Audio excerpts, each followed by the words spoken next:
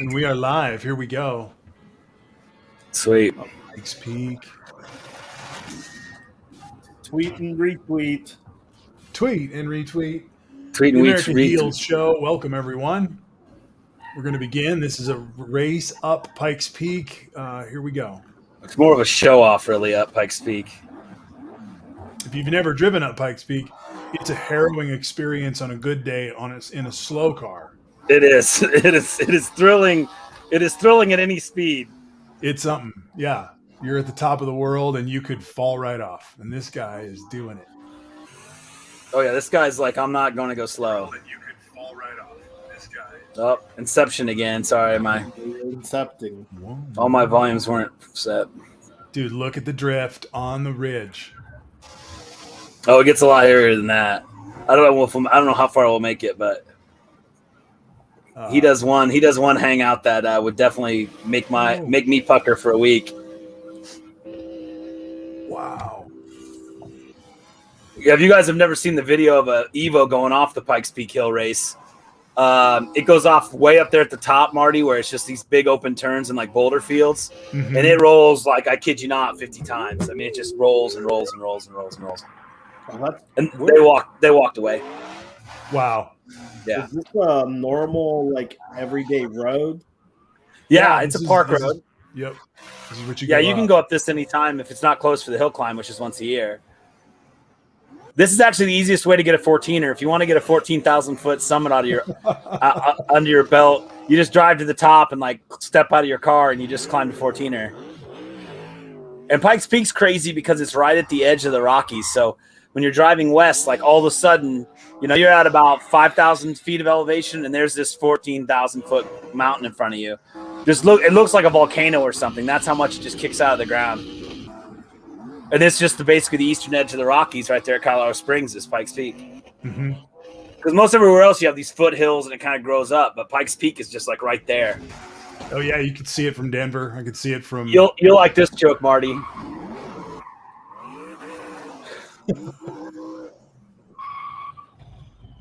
So when you come down the hill, this guy comes out and checks your brake temperatures to tell you if you know what you're doing or not. Yep, that's exactly what they do. If you're hot, they make you pull over. Yeah, if your brakes are hot because you're riding your brakes, you're supposed to ride a lower gear so you don't use your brakes the whole way down. Yep. And like I've come down, he's like, "Your brakes are a cool 110, great job," or something. I'm sure I've other seen people him pull a lot of guys over, a lot of people over. Yeah, a lot of flatlanders just ride the brake, and they're in an auto, and it's pushing them down the hill, and their brakes are doing all the work. Yeah, 1,400 horsepower, twin turbo, 1965 Mustang, all-wheel drive. He's got a dog box in it, and the handbrake just hydraulically locks the back brakes. That's his handbrake there that he's just pumping. So he can go into a slide at any moment. He pumps the handbrake and pops the clutch and goes from stop back wheels to 1,400 horsepower, and that does this. Ice skates. Yeah, that does that. Turns him into ice skates is right. Wow. Yeah. You can tell all the stock Ford parts there. And there's blinding as hell. You can't see anything. Yeah, that happens too, of course.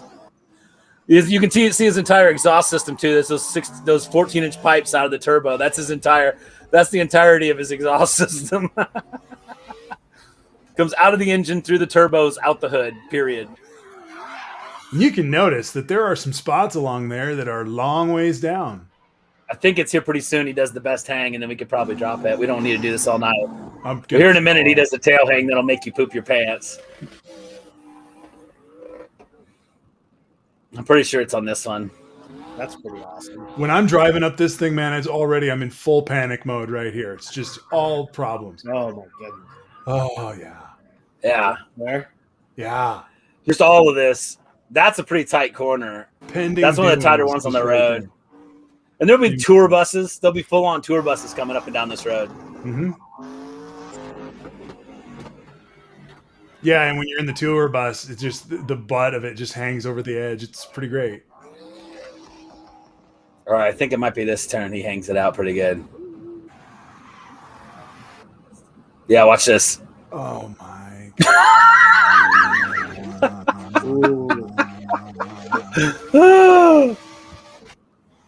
Well, the slow-mo. America Heals, everybody. Welcome to the show. Right That's there. the best spot right there, I think. That's very American. Just a prelude of awesomeness coming. Yeah. Wow. All right, I'll take it down. We'll get on with other things. I'm kind of disappointed. It's Ken Block of DC Shoes fame. He's the co-owner, CEO of DC Shoes. He picked up rally racing as a hobby. Cheers, Nice. everyone. Yeah, cheers. Cheers, cheers. I'm actually in a clear glass. I'm the one time I'm not using my glass. And greetings from all over the place. We've got Ace. Welcome from the East Coast, Hello. where it has been dark for a while. And it is crazy rainy outside. So if you randomly see like a flash of lights, that's me without power because I can hear it. It's nuts. All right. And from the Midwest, we've got Jeff. Yeah. And then out there in sunny California, we've still got light. The sun just went down here in Boulder, Colorado, and then we've got light out there in the Pacific Ocean. So this is very cool. Yep. Transcontinental party that we got going on up here. Yeah. And as I said, I'm from Boulder County, Colorado, just outside of town, and we are still shocked and shell-shocked from the occurrences earlier in the week. And I will just say, because I'm dealing with this tonight, and it won't take folks long to see that I'm dealing with something, and that is I'm just in full trigger warning mode from some personal stuff that I've gone through in my life. 10 years ago, almost 11 years ago, two of my friends, we moved to Boulder in 08, and we had a pair of friends, a husband and wife, my wife and I, who just moved to town literally the same week. Our daughters had birthdays the same day, and so we met immediately upon moving to Boulder. And they owned Boulder Stove and Flooring, which was down in Boulder. So they were business folk, and they were all around. And they were murdered by an employee who then took his own life. And I was part of that experience. I had their daughter at my house when we were waiting to hear the confirmation.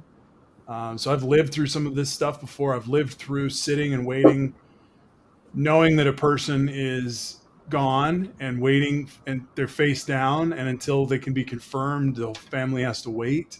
So I've been through that. This community has been triggered beyond, because we've been through stuff before in Colorado. But where I'm at is it's been an interesting experience to be at the vortex of this one, because for us here, hearts just ache and break. Like it's just been paralyzing. And then I'm watching the response of folks in other parts of the country on periscopes and on other reporting. And it's interesting to see where the mind is at from folks that are farther away from it. And Ace, you're in an area where this just happened too, and so I'm curious about your feelings. And I've really been noticing the feelings in my body. Not to be too psycho crazy about it, but like, it hurts when this stuff happens. You can feel it in the air. The whole town hurts. So It definitely, it hurts, and you get into this kind of like where you don't want to. We just had a situation where we had the spa shooting, but then a couple of days ago we had a situation where a guy walked into a Publix close to where I work, and he had like a ton of guns. Like a lot of guns and body armor and all kinds of things. And they somehow, I guess he went to the restroom and someone saw him. Maybe he was preparing. I don't know what he was doing. And they arrested him. So we got lucky. But it kind of puts you into this like thing where you're like, do I have to think about this when I go to grocery shopping? We're not in a war. It's just ridiculous that you have to worry about your everyday things. You just go into a grocery store and someone can just walk in with a gun and start shooting people, for just because. It's ridiculous. I mean, Well, and dude, I mean, what's the other piece of it? And I understand it, but like, it hit me. I'm a pastor in a church, right? So you would think there would be like extra sensitive people around, and there are in many cases. But you know what happened on Tuesday? On Tuesday after the Monday, I was in a meeting where 2 times we found ourselves going, "Yeah, but we got to move on." It wasn't even a day later, and that is the piece that is really frightening, because we're not done mourning, we're not even through it at all, and yet there is this immediacy of, well, we know it's going to have to get back to normal, so I guess we might as well start now. And it's just, but nothing's going to change if it always goes back to normal. It has to at some point, stop. is the thing that bothers you more about that statement that someone wants to just move on and doesn't want to allow people to have any time for them to mourn, or is it Maybe. also that let's move on and not talk about the issue at hand, and let's just go past the issue because I don't want to talk about the issue because I have no winning points. So this is not a good time for me to talk about the issue because I'm losing on all of my points on gun rights. And if we talk, I lose the situation. So the easiest way to move past it is not to talk about the issue. And let's move on and live. We can't let this take over the situation. Because I'm getting, that's the biggest thing that bothers me most. There's too much truth. There's too much truth. Yeah. Where they just don't want to talk about the issue at hand. Let's just move on. The next one, let's not capitalize. Let's not do anything about it because we lose. We can't really say anything about it because what would your argument be against background checks right now? I mean, it makes no sense. And the fact that we can't find a unanimous moment in this country is proof that there is really maybe nothing that will ever unite us, which is an important political point. We can get to Joe Biden later, but like this is what you have to look at. My God, if someone's being shot dead in the street and we can't mourn for that and take a minute.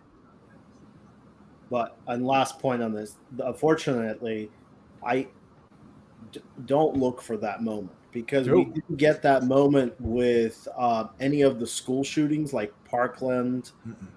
I mean, those were really horrific. Those are kids. Usually, when you're talking about huge school shootings, you usually, when you're talking about kids dying, usually people really want to fix something. That didn't even sway people at all. In fact, Sandy Hook. That's what I was. When you're talking about something like Sandy Hook, they made it a fake story, so they didn't even have to talk about it. If that doesn't bring people together, really nothing will. It's just not. You have to kind of just push it through at this point. But Jeff, I'm sorry, I've been dominating this. Yeah, sorry. I've got the picture of the stuff that was on the guy from the Publix. It appears to be 6 guns. So that's a Mossberg 500A. I own the same gun. You can see he had 6 shells in that because they're sitting in the middle of the table. And you can see the rounds they took out of the handguns are sitting there. So they've unloaded all the guns and then, well, maybe not the revolver, actually. The revolver must still have its rounds in it. But that's a lot of guns for going grocery shopping.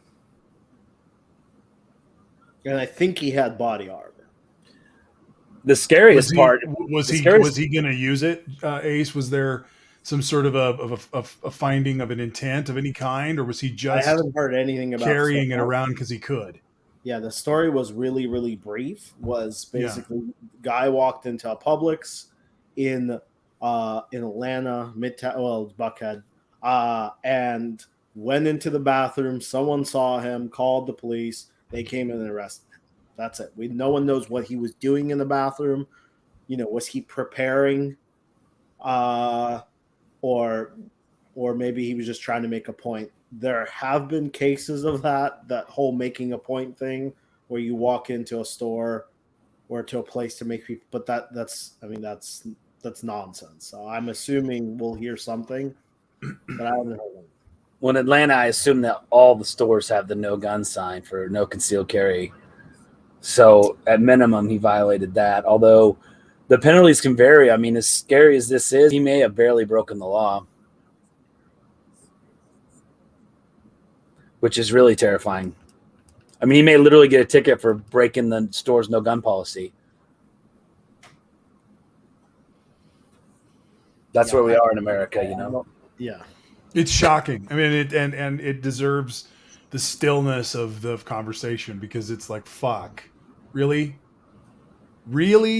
I'm pretty sure in Kansas, I can walk around with that shotgun all day. I can just walk around with it. I can in Colorado too. In fact, I've been to the sandwich shop up in Longmont before, and I sat down, and there's this dude that rolls in with like 35 antennas on his pickup truck and flags sticking all over the place. And whenever he rolls in, he's got like 6 revolvers he lays down. They're all hanging on his hip. And he's an old man.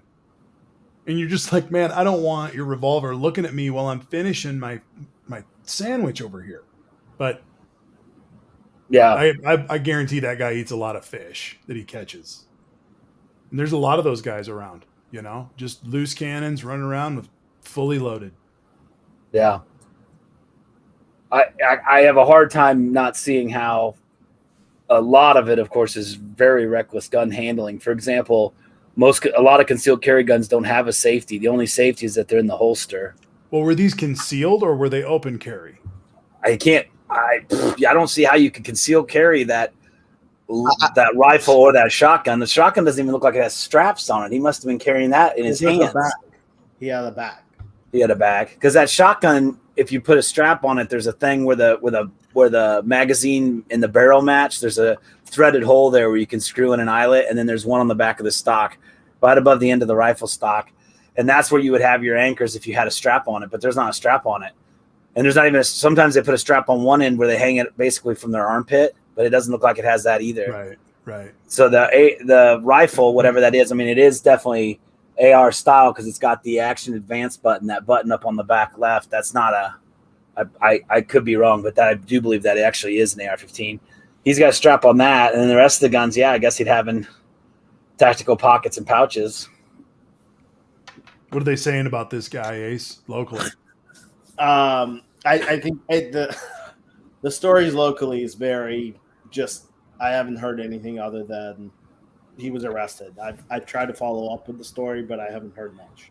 I mean, I could be wrong, but I think the only law he broke was if the store has a sign that says no guns.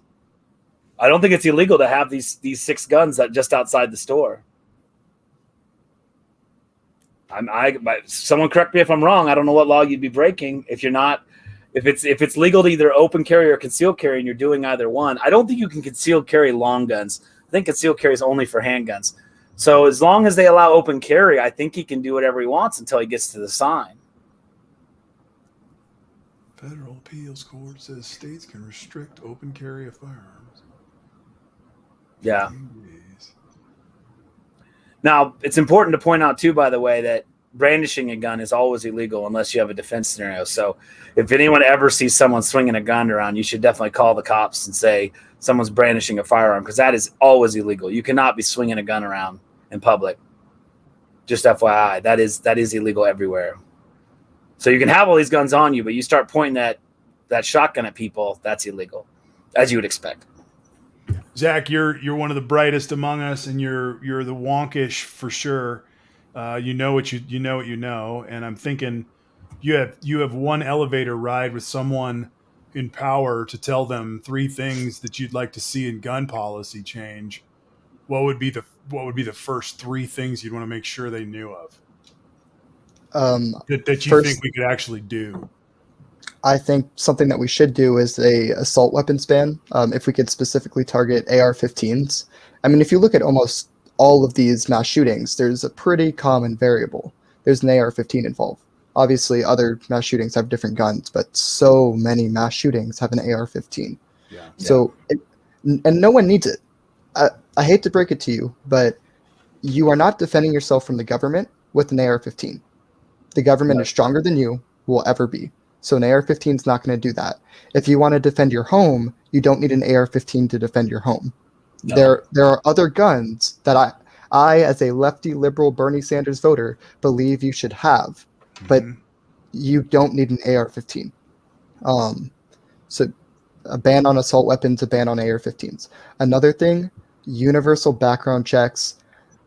Frankly, I think if we can jump through hoops to get a driver's license, there should be something similar for guns, you know? Yes. Because I guarantee people are using a car, most people are using a car more often than they're using a gun. If you can jump through hoops for that, you should be able to jump through hoops for a gun. And the third thing, which I don't really have a policy for this, we need to find a way to rein in handguns. I think those are probably actually some of the more dangerous ones when you get outside of mass shootings. So I don't have a policy for that. I don't know everything, but we Mhm. need to find a way to like rein in the amount of handguns that are loose on the streets. Those are good points. Really good points. Watching Davcat the other night, and I asked her the same question as an Australian, and she discussed the overwhelming popularity at the time for the levy, which was the precursor to the buyback.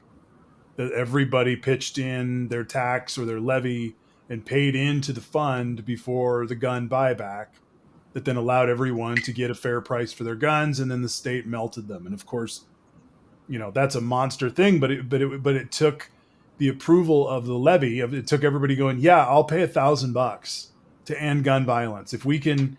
The only people who are going to do it are hunters and collectors and shotguns, but we're going to buy back and do it right all the AR-15s.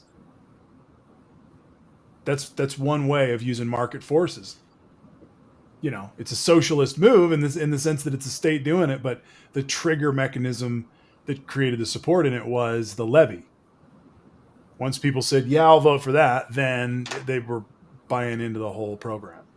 So it's an interesting thing because we have a culture, and of course we really do need, in my opinion, a way to really reinterpret the first part of the clause about what in order to regulate or in order to have a well-regulated militia, and really identifying that piece of it in a scholarly fashion and allowing the court to come down on that.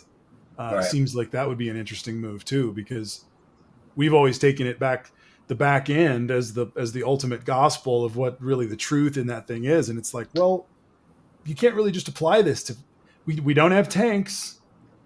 We have agreed that there are limits. You do not have a howitzer in your yard, Jeff. I can guarantee it. No, yeah. Took that out a few years ago. No, I agree. And I mean, but ironically, I've had this conversation with friends and they're like, yeah, citizens should be able to own artillery. You're like, what?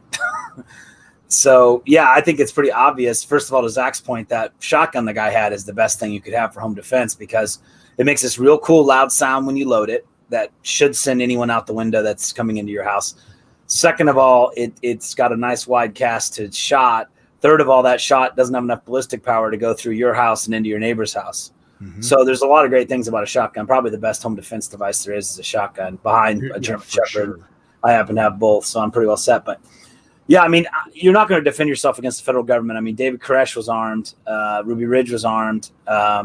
It's just it's foolish to think that you're going to arm up. Then I guess the question becomes, well, what if it's not just you against tax collectors? It's full on civil war, and of course that gets a little dicier.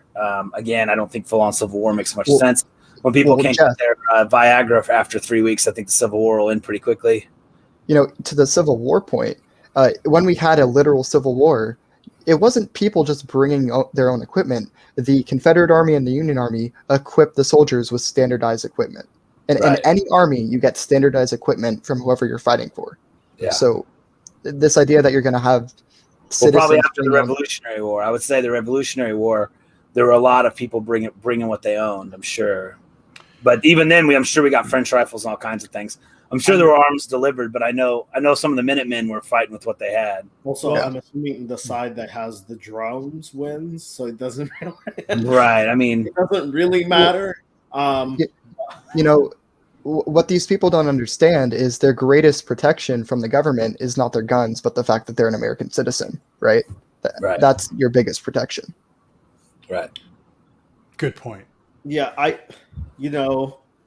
agree with all of this. I just like to be able to pass things. And when we start talking about even mentioning taking away guns at this point, you're pretty much dead in the water because you don't have even Democratic votes on that, which means you're losing already. So I think if we can at least get something on the books and move forward, this has always been my stance.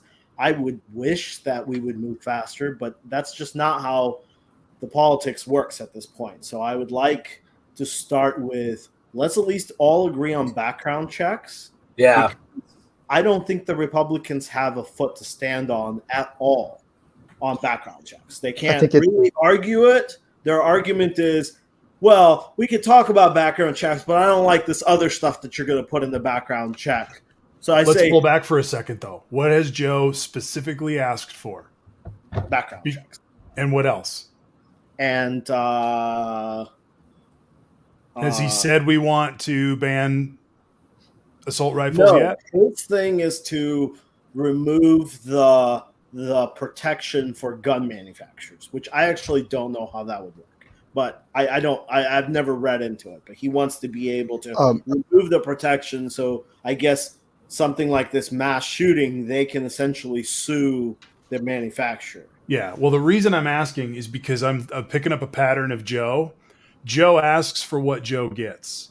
Joe he's telegraphing. He's very, very clear. And so when he names it, it's going to be a thing because he's already played it out in his head. It seems like Joe asks for what he knows he can win. That's what I'm saying. He doesn't really ask for out of the sky blue moon, like in the stars, because he knows he's not going to win it. And look at with this vaccine thing. He sets goals. He hits goals. That's what he does. Well, that's how you build trust. With a relationship that's broken. Set ridiculous goals. In a relationship that's broken, you literally go through that practice. Yeah. Right? He set goals he knew he could beat. I mean, it's smart political gamesmanship. But he, in his defense, at least it's not. I know people say that he set goals that he knew he could beat, but it took a lot of work. It wasn't just goals where he set them and he sat back in the couch and did nothing. They did a lot of work to get to that point. They did so much work that now it's at 200 million, and we can all agree that's an impressive number in 100 days. Regardless of, we even have Republicans on record that said that were making fun of Joe Biden, said, oh, this 100 million thing, if he makes it 200 million, then I'll be impressed. Well, he's making it 200 million. Yep. So be impressed. I mean, why can't we be proud of something that we're doing well, regardless of the party? We're doing this well. Finally, we have something that we're doing really well during COVID. We didn't do anything else well. We have the most deaths. We're still fighting on masks. No other major country fights on masks. It's a ridiculous thing. I have people that live in Italy. I have people that live in Europe. I have people that live in Ukraine, Russia, all over the place. They don't have a fight on masks. Right. Like, they're like, okay, this is what we have to do. They don't fight the issue. They just move on because they know, because it's not a political issue. It's a health issue. I mean, if it's kind of like there's a thunderstorm outside. If the government, if I listen to the Weather Channel and the Weather Channel says there's a tornado, don't go outside, go in your basement, I'll do that. I don't go, oh, screw that. That's the left telling me what to do. I'll go outside. I could do that. That's a dumb policy. That's just dumb. I don't understand why we fight these healthcare issues. But well, yes. It's not even healthcare. It's wearing a damn mask. Like, yeah, I mean, and we also, and this, of course, this didn't really get that much coverage, but a couple of weeks ago, the United States government had an assessment on Russia interfering again, and part of their disinformation was masks and vaccines. I keep on telling this to people that want to fight this, and I go, step back a second and imagine who does it benefit the most if the U.S. is super behind on COVID. We lose the most lives. We lose the most jobs. We go into the most debt. Ace, do you remember what the title of this report was? Because the title of the report was something like "Understanding the Science Behind the Disinformation Campaign." That was like in the title of it. Like it was a scientific report of how their propaganda works and how we just need to educate ourselves and prepare organizationally to fight this because it scientifically works, right? There is no more debate of whether or not advertising works. It works.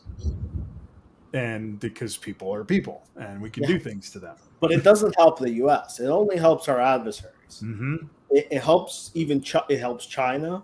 It helps everybody that doesn't want us to do well, because when we don't do well, it's better for all of our adversaries. North Korea, they're happy.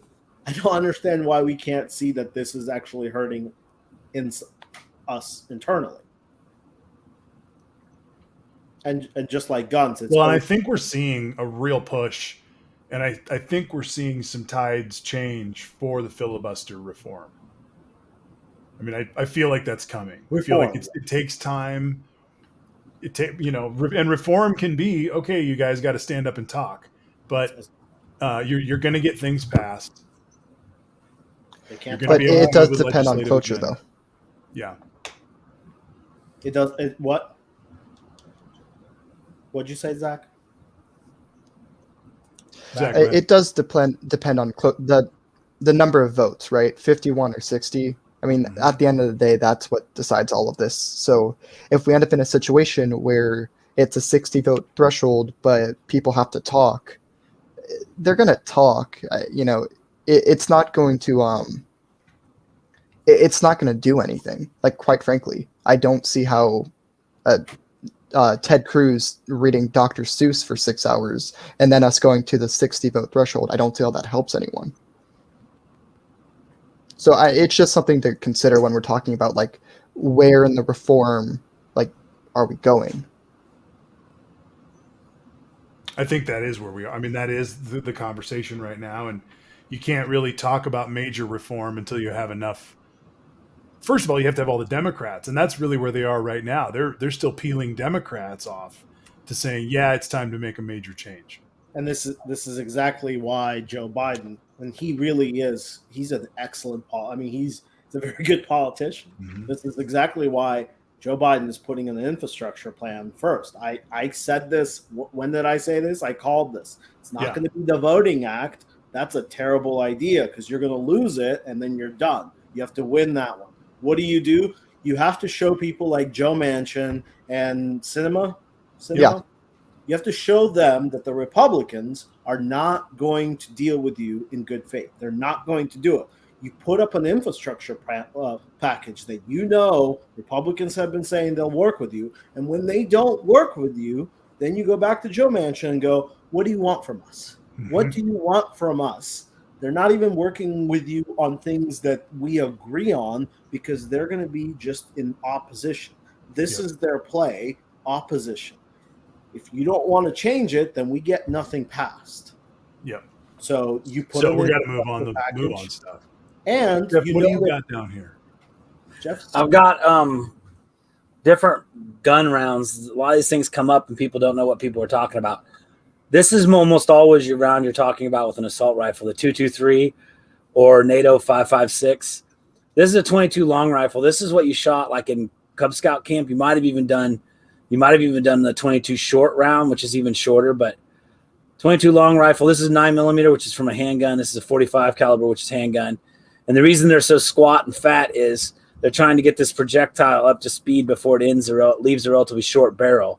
So its ballistics aren't very good. It's about kicking this projectile to full speed by the end of the barrel. And so that's why the round's a little bigger and the body's a little wider.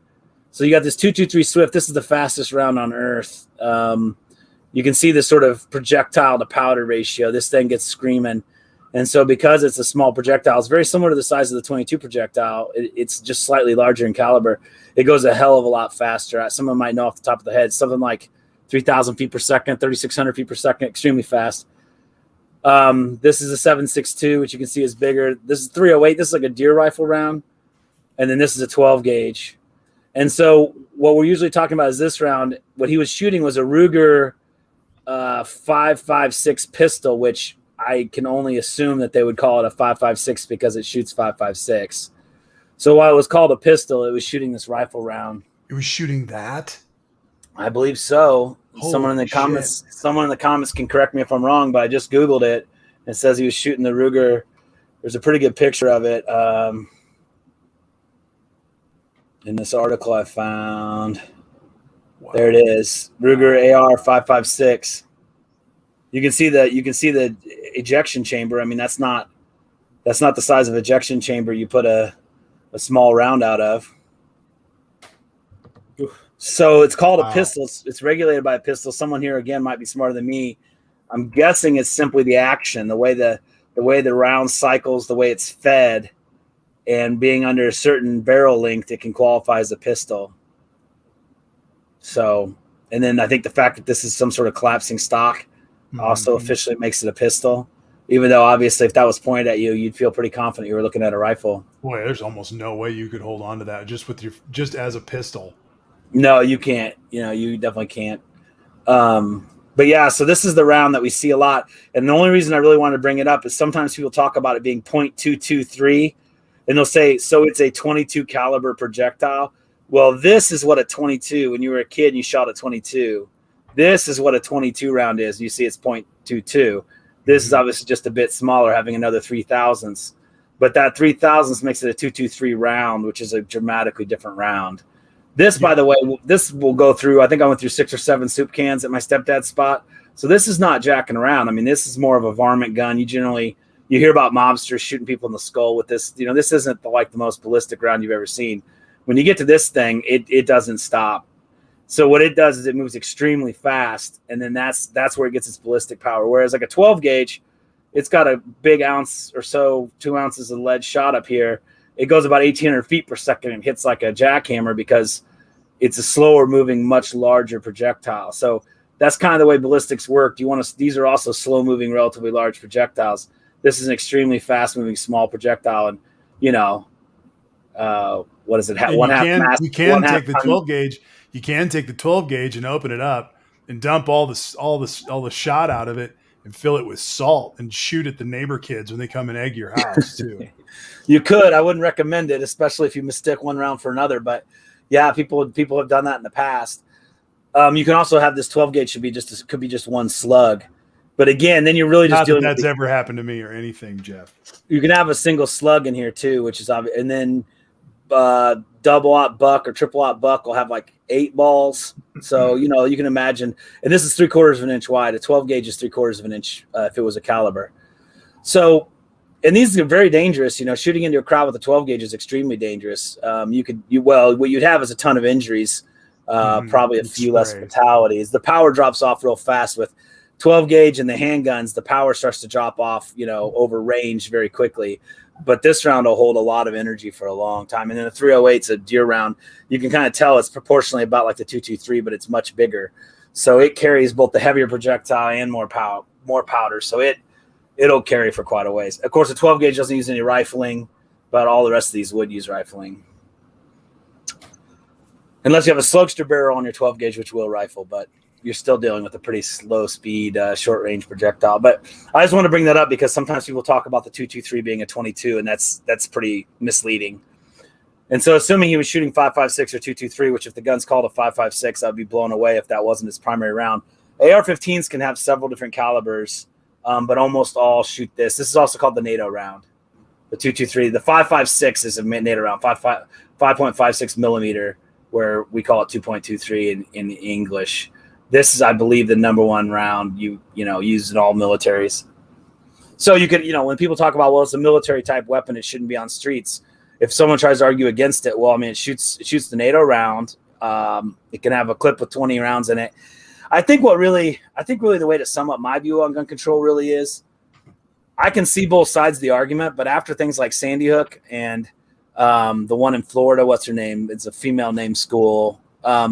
anyway, after all these shootings, including the Vegas one, just at some point you have to just sort of say, what's it going to take? What's it going to take for people to change their minds? We've shown as a country we can't use these weapons responsibly. What is it going to take? How many more people have to be killed? Because let's also be frank, those handguns are dangerous, and someone could of course have 4 or 5 of them on them, and of course people could use hammers and all these other things. But the truth is, time and time again, it's these semi-automatic 223 guns that are, killing 30 people at a time, and it's just.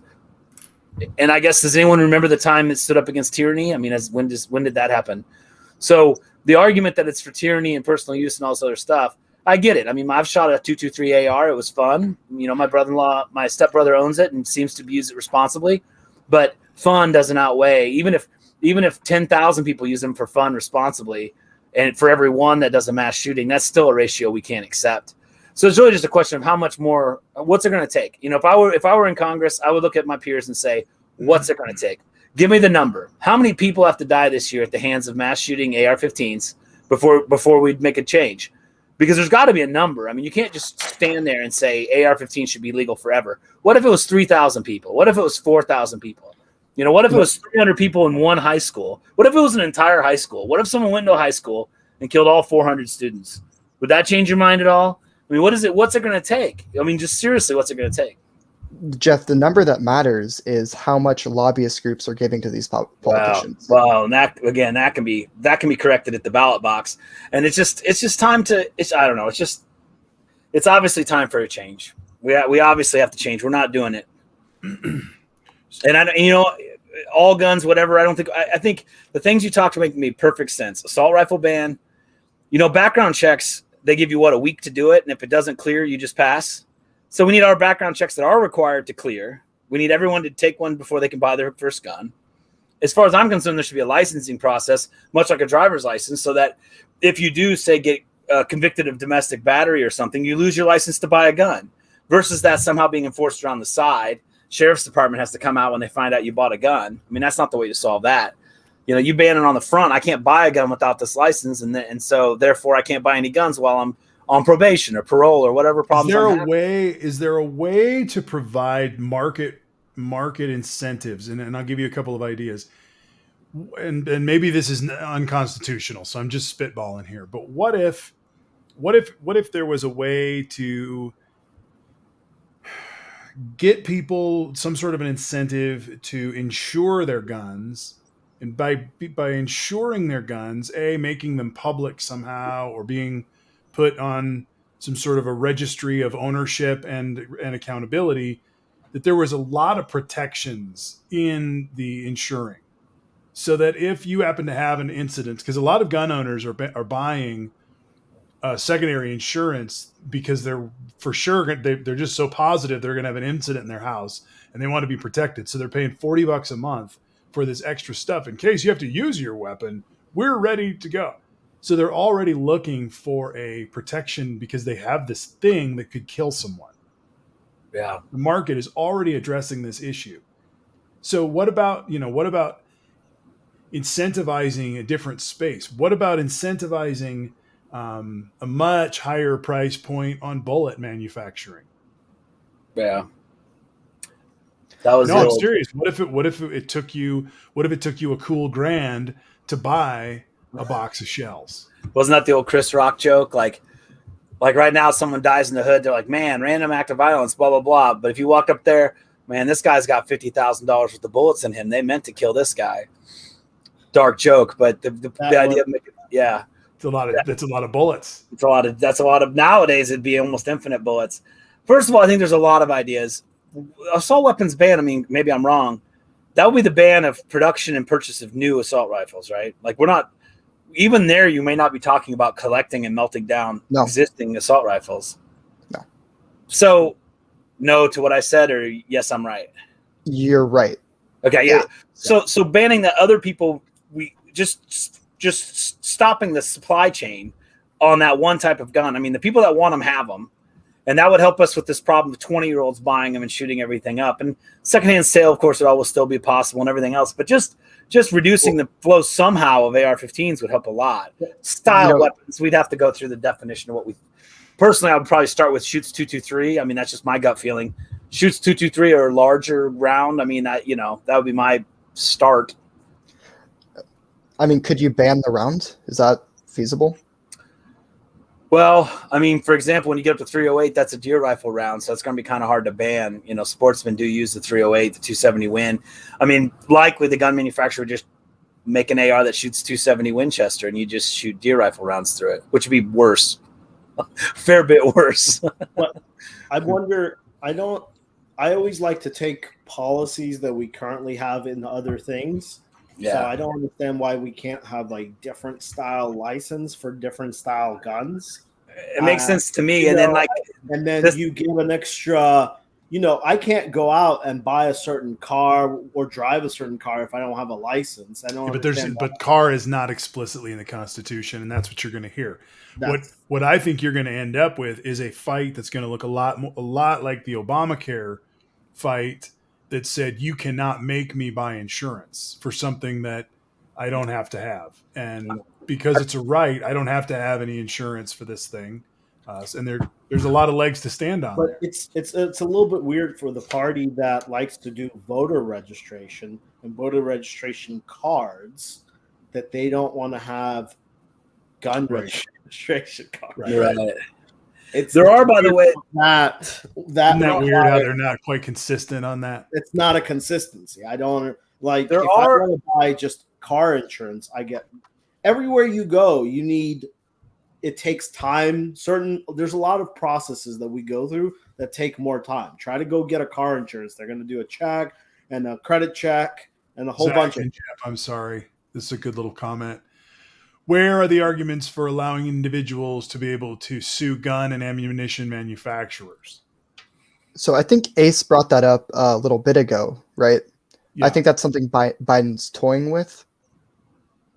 And I think that's he can do that himself. I think that's why he toys with that, because can you guys describe what that gets me? What does that get us? Yeah, how does the gun manufacturer responsible for guns sold out of a gun store? Well, a judge would have to decide that, right? But essentially what this does is there's a current liability shield where let's say Marty's a gun manufacturer and I get a gun and I do something terrible with the gun, kill a bunch of people, right?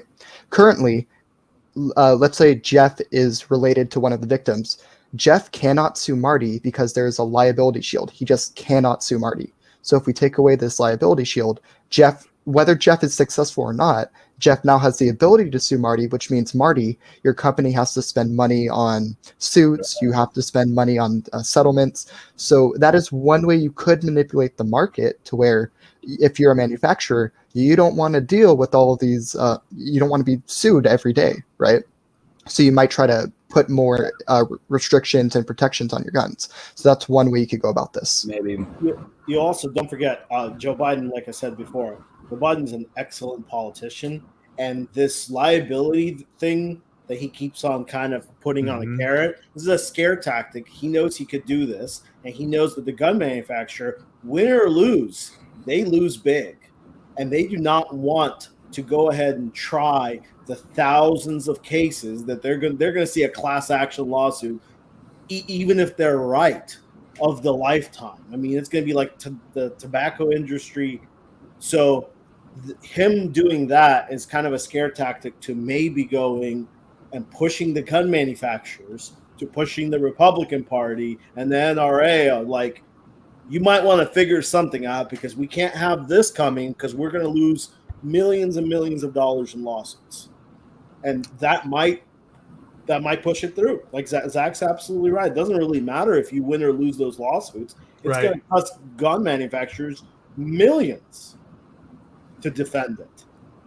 It's my understanding, by the way, to own a silencer or fully automatic rifle, you have to have a license through the federal government. And it's my understanding through that licensure program, you submit to searches. So in other words, if you say I'm going to own silencers and I'm going to own machine guns, the federal government can just knock on your door and say, per your such and such permit, we're going to now inspect your house. So there are That's levels. already the case. Yes, there are Yeah. levels. There are levels already. The question just is like, where should those levels be? And I mean, personally, again, especially if you said starting now, because like hunter safety is required, but it's not required on people born before 1955 off the top of my head. They basically said, your granddad doesn't have to go back and take hunter safety, even though, by the way, he probably should. But that he don't have to, because that was, of course, the way to get it to pass. Would be like, look, all you guys that have been hunting, everyone that's 50 right now, you don't have to go back. Anyway, there's, it really just to me comes down to like what's it going to take if it's not time to make it harder to get these type of guns, if it's not time for all background checks to work. I believe there's also a federal firearms database of data of guns used in crimes, and I believe it's all paper based. I believe there were laws that prevented them using databases and computer systems. It's time to just say, look, we're all trying to stop gun violence. Let's computerize our national gun database of guns used in crimes. Let's, ballistic databases, whatever information we have, let's make all that modern. And then background checks need to be, I would argue even instantaneous and work. I wouldn't care if background checks took an hour if they were complete. An hour's fine versus a week if it can be complete and get done. And then I believe there's also loopholes in almost every state. You can walk in and walk out with a shotgun. You can walk in and walk out with a long rifle. I believe only the handguns and pistols and the AR type groups, at least in some states, require a waiting period. So maybe there's an argument for waiting period on everything. Maybe there should be some sort of wellness check when you try and buy a gun, your first gun. You have to sit with the counsel for 5 minutes. Or I don't know. Is it illegal for a gun dealer to sell a gun to someone who's talking crazy? I don't think so. It's illegal to serve a drunk person, but it's probably not illegal to sell a gun to a Klansman or whatever, So there should probably be some more things there too, like who's responsible for figuring out. I do believe it was the Pulse nightclub shooting. One gun dealer didn't sell to the guy, and I think I even reported him. So, sometimes gun dealers are responsible, Yeah, but you're right on the background checks. It's, to help the policy pass, you could tell the Republicans, let's just improve our background checks. Why do they need to take a week? Right, and they should all Let's clear. have a really good background check process. Yeah. And have it done within an hour, maybe faster. Click on it; it's a database, and you're good. You're good to go. And before Marty gets to this, a lot of times you hear the argument, it's not the gun, it's the person. That's what a background check is for, to stop against the person. Right. Yeah. This is where the Republicans. This is where it's super confusing to me personally, because I don't understand. They never want to argue on the background check policy because they don't have a leg to stand on. So they go to these other things, and then I just want to go back with, well, just pass background checks, and then let's see what happens. Pass a good background check policy, and then we could take next steps. Let's see it happen. At least I think that's supported by 86% of Americans. Last time I checked. Yeah. Yep. What are the other 14? The ones that don't want to have a background check? Right. But it just, I don't understand why the background checks. Try to go buy a motorcycle and drive it. Yep. Right? It makes no sense. So we have these conversations, and this conversation has been another one of many thousands of conversations like it. And I just want us to just take a moment and if you can, just think about some of the words that we've all said here on this thing for the past, 20 minutes. We've heard words like guns. We've heard words like, I don't know. We don't have to go through all of that. Now I want to take a look at this. Because as you look at the language in the Second Amendment, it seems like and would you all agree this is a pretty common conversation, guys? Right? Depending on where you're at, maybe there's more left, more right, whatever. Mm-hmm. But our conversation in the United States sounds like our conversation just has. The language in this document is very different than the language about what we're talking about. A well-regulated militia being necessary to the security of a free state, the right of the people to keep and bear arms shall not be infringed. It seems to me that that conversation is something else than what we're talking about. And that we've bastardized it because we are all so caught and been held hostage by the big money in politics, specifically the NRA and the Republican Party, who have changed the conversation from what the Second Amendment is about. We ought to be having a conversation about a well-regulated militia and what it means to be a free state.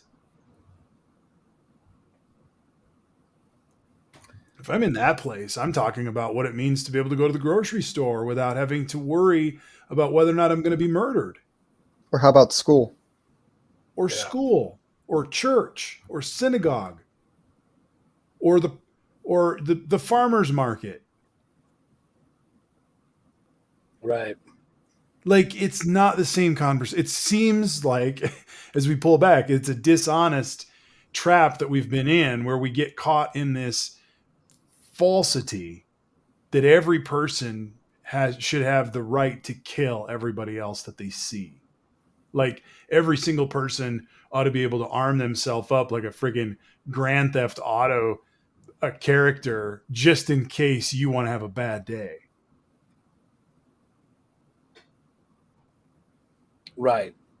This is a different conversation. Militia, taking care of business for the free state, the right of the... We've bastardized the entire conversation around what that Second Amendment is, and we've allowed our politicians to do it. Marty, can you put up this most recent comment by Look For? Yes. Sorry. Look for you. Let me read it. Second Amendment is grammatically poorly written. It has never been clear. It seems clear as can be to me. It's just not talking about what we want it to be talking about. What's interesting for me is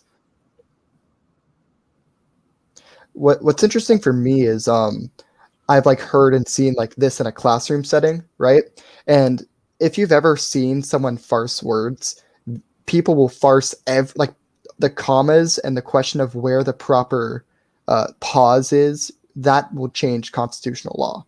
It's insane the level of like farsing a sentence that goes into this Second Amendment. Yes. But it's also I think we're still covering up Mr. Clean. Sorry, I'm covering up. I'm trying to undo everything, Herb, that I've done.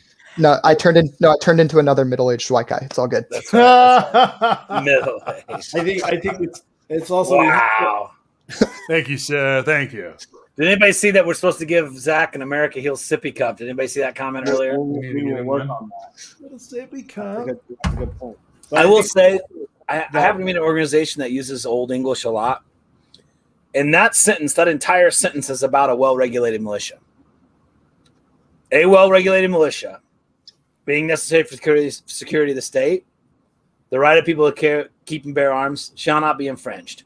All three of those supplementary phrases are about a well-regulated militia. That's how it's written. No, it can be interpreted however you want, I guess. But it is talking about a well-regulated militia being necessary for the state. The right of people to keep and bear arms shall not be infringed. Because of the need to have a militia, people can have guns. That's how that sentence is written quite clearly. Militia now, being and well-regulated, it says democratic. Militia being democratic army. It says well-regulated militia, right? So we're not talking about just a bootstrap. They would have said a clandestine militia. They would have said a clandestine militia being necessary for the security of the people. The people have the right to keep and bear arms should not be infringed. Well-regulated. Yeah, right. Clandestine would be what they're talking about. Me and my buddies should be able to get together with our guns and fight tyranny of our federal government. That's not a well-regulated militia. That is a clandestine militia. But even they thought about putting well-regulated.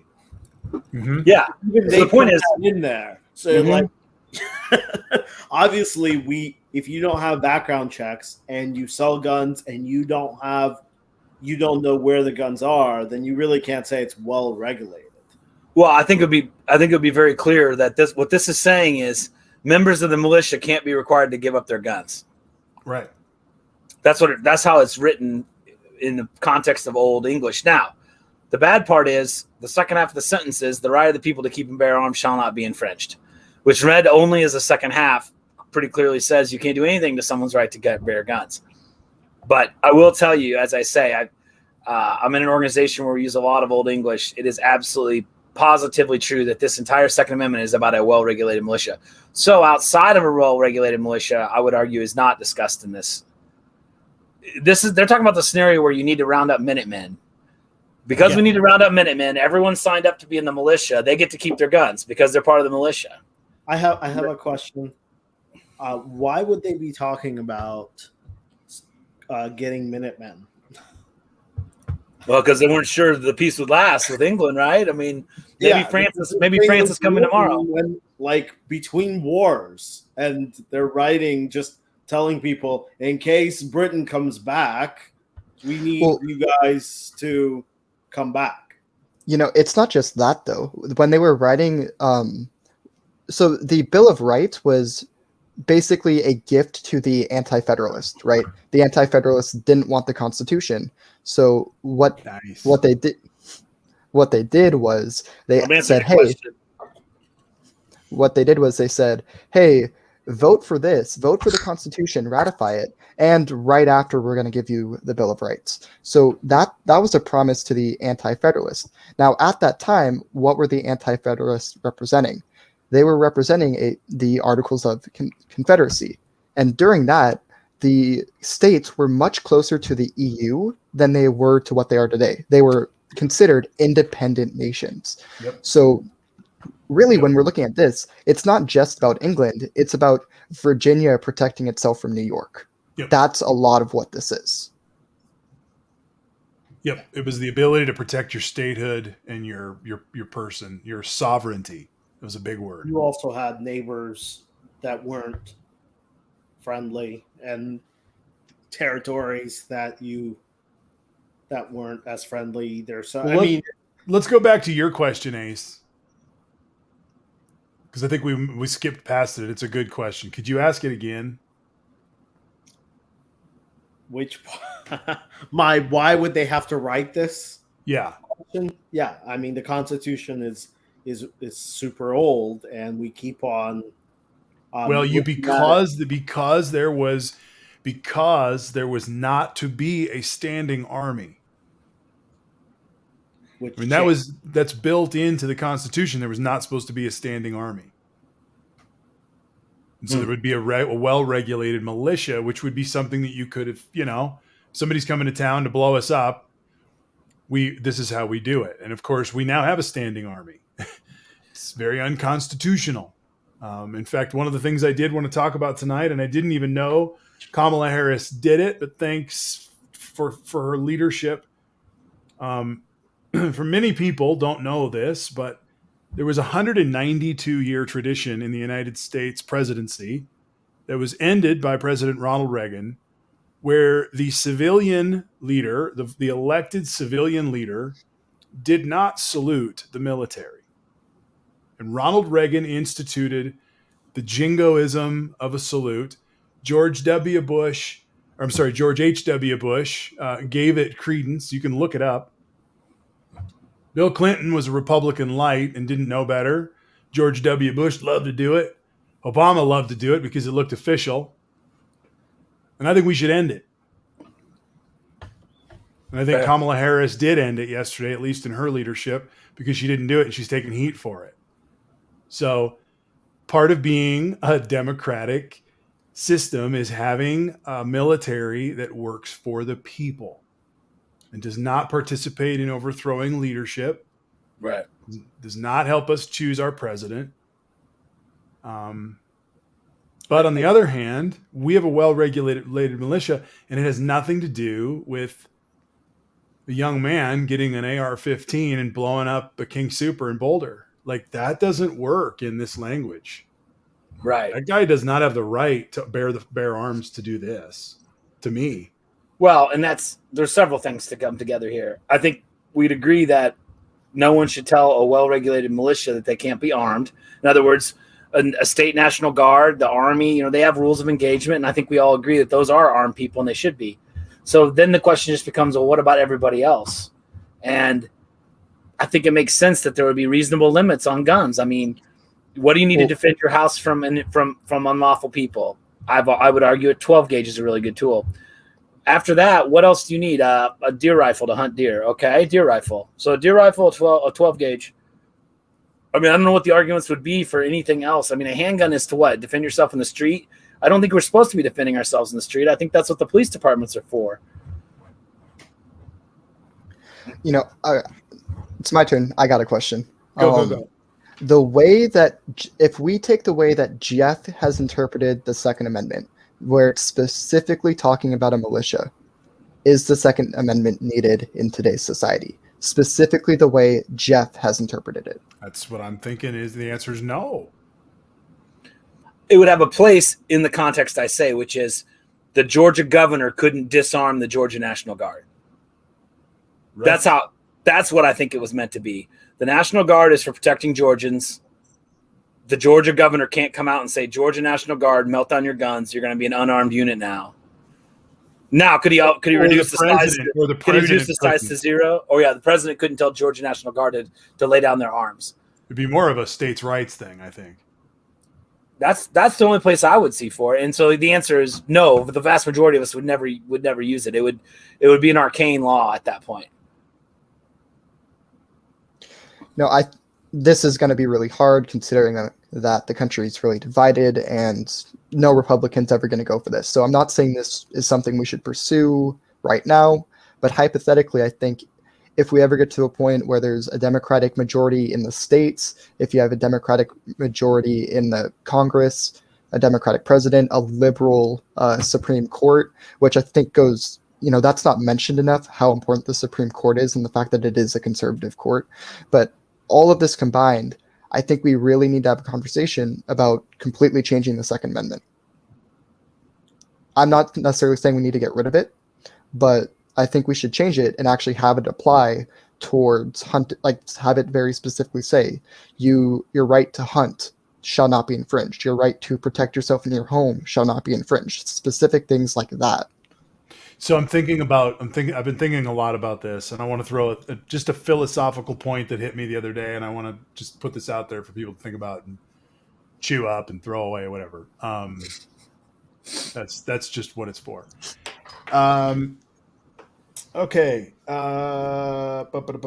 Thinking about where we are culturally with cancel culture and the corrective culture that we're experiencing right now, and different generations are doing this corrective. That's my word here. I'm just trying to come up with a word for it. Corrective culture. We're doing it in different ways. So the Gen Xers and the millennials and the Zoomers and the boomers are all addressing things differently.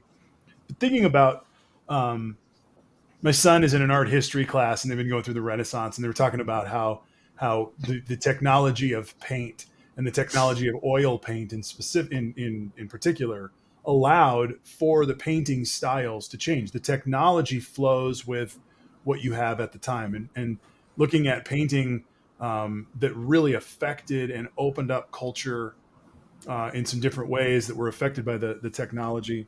Certainly technology is affecting our culture in our time and place with how we ponder, how we think about things, how thoughts are made.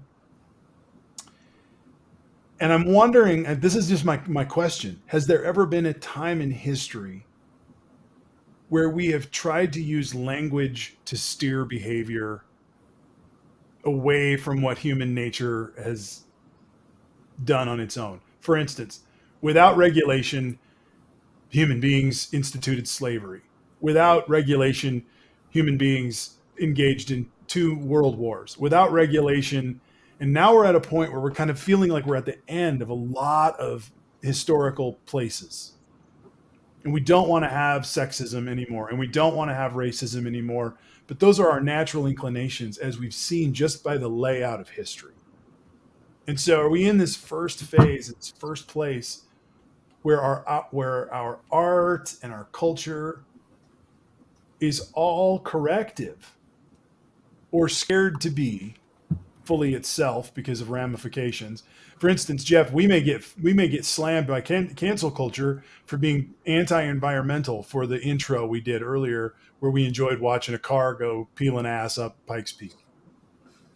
And there's a helicopter too. There was a lot of dinosaurs killed in the making of that video, and the tires.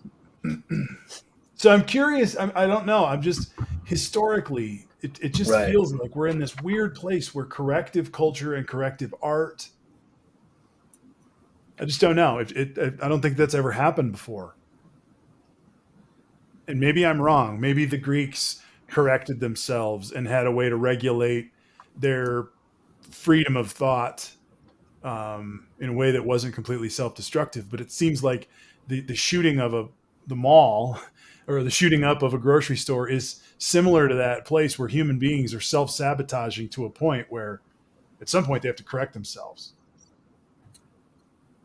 We're saying no to sexism. We're saying no to these things that just 20 years ago people were free to do.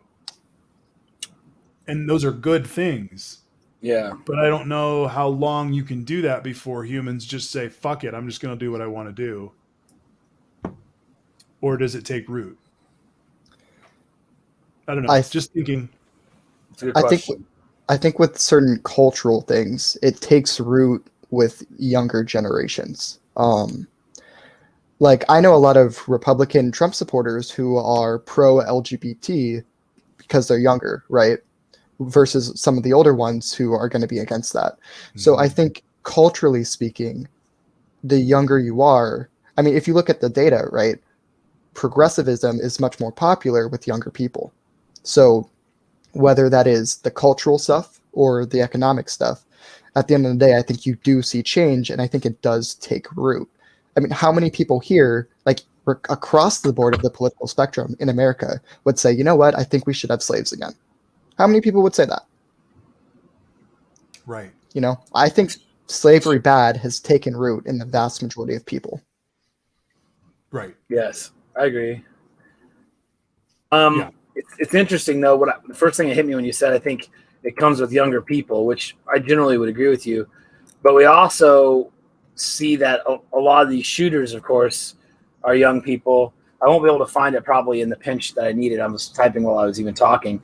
I believe it was a Cleveland, Ohio police chief that said the problem is there's guns everywhere. Immature people have problems that they don't know how to solve. They use a gun and they end up killing somebody, and then they end up going to prison for life for killing somebody. And so because guns are everywhere, you've lost two people out of your society.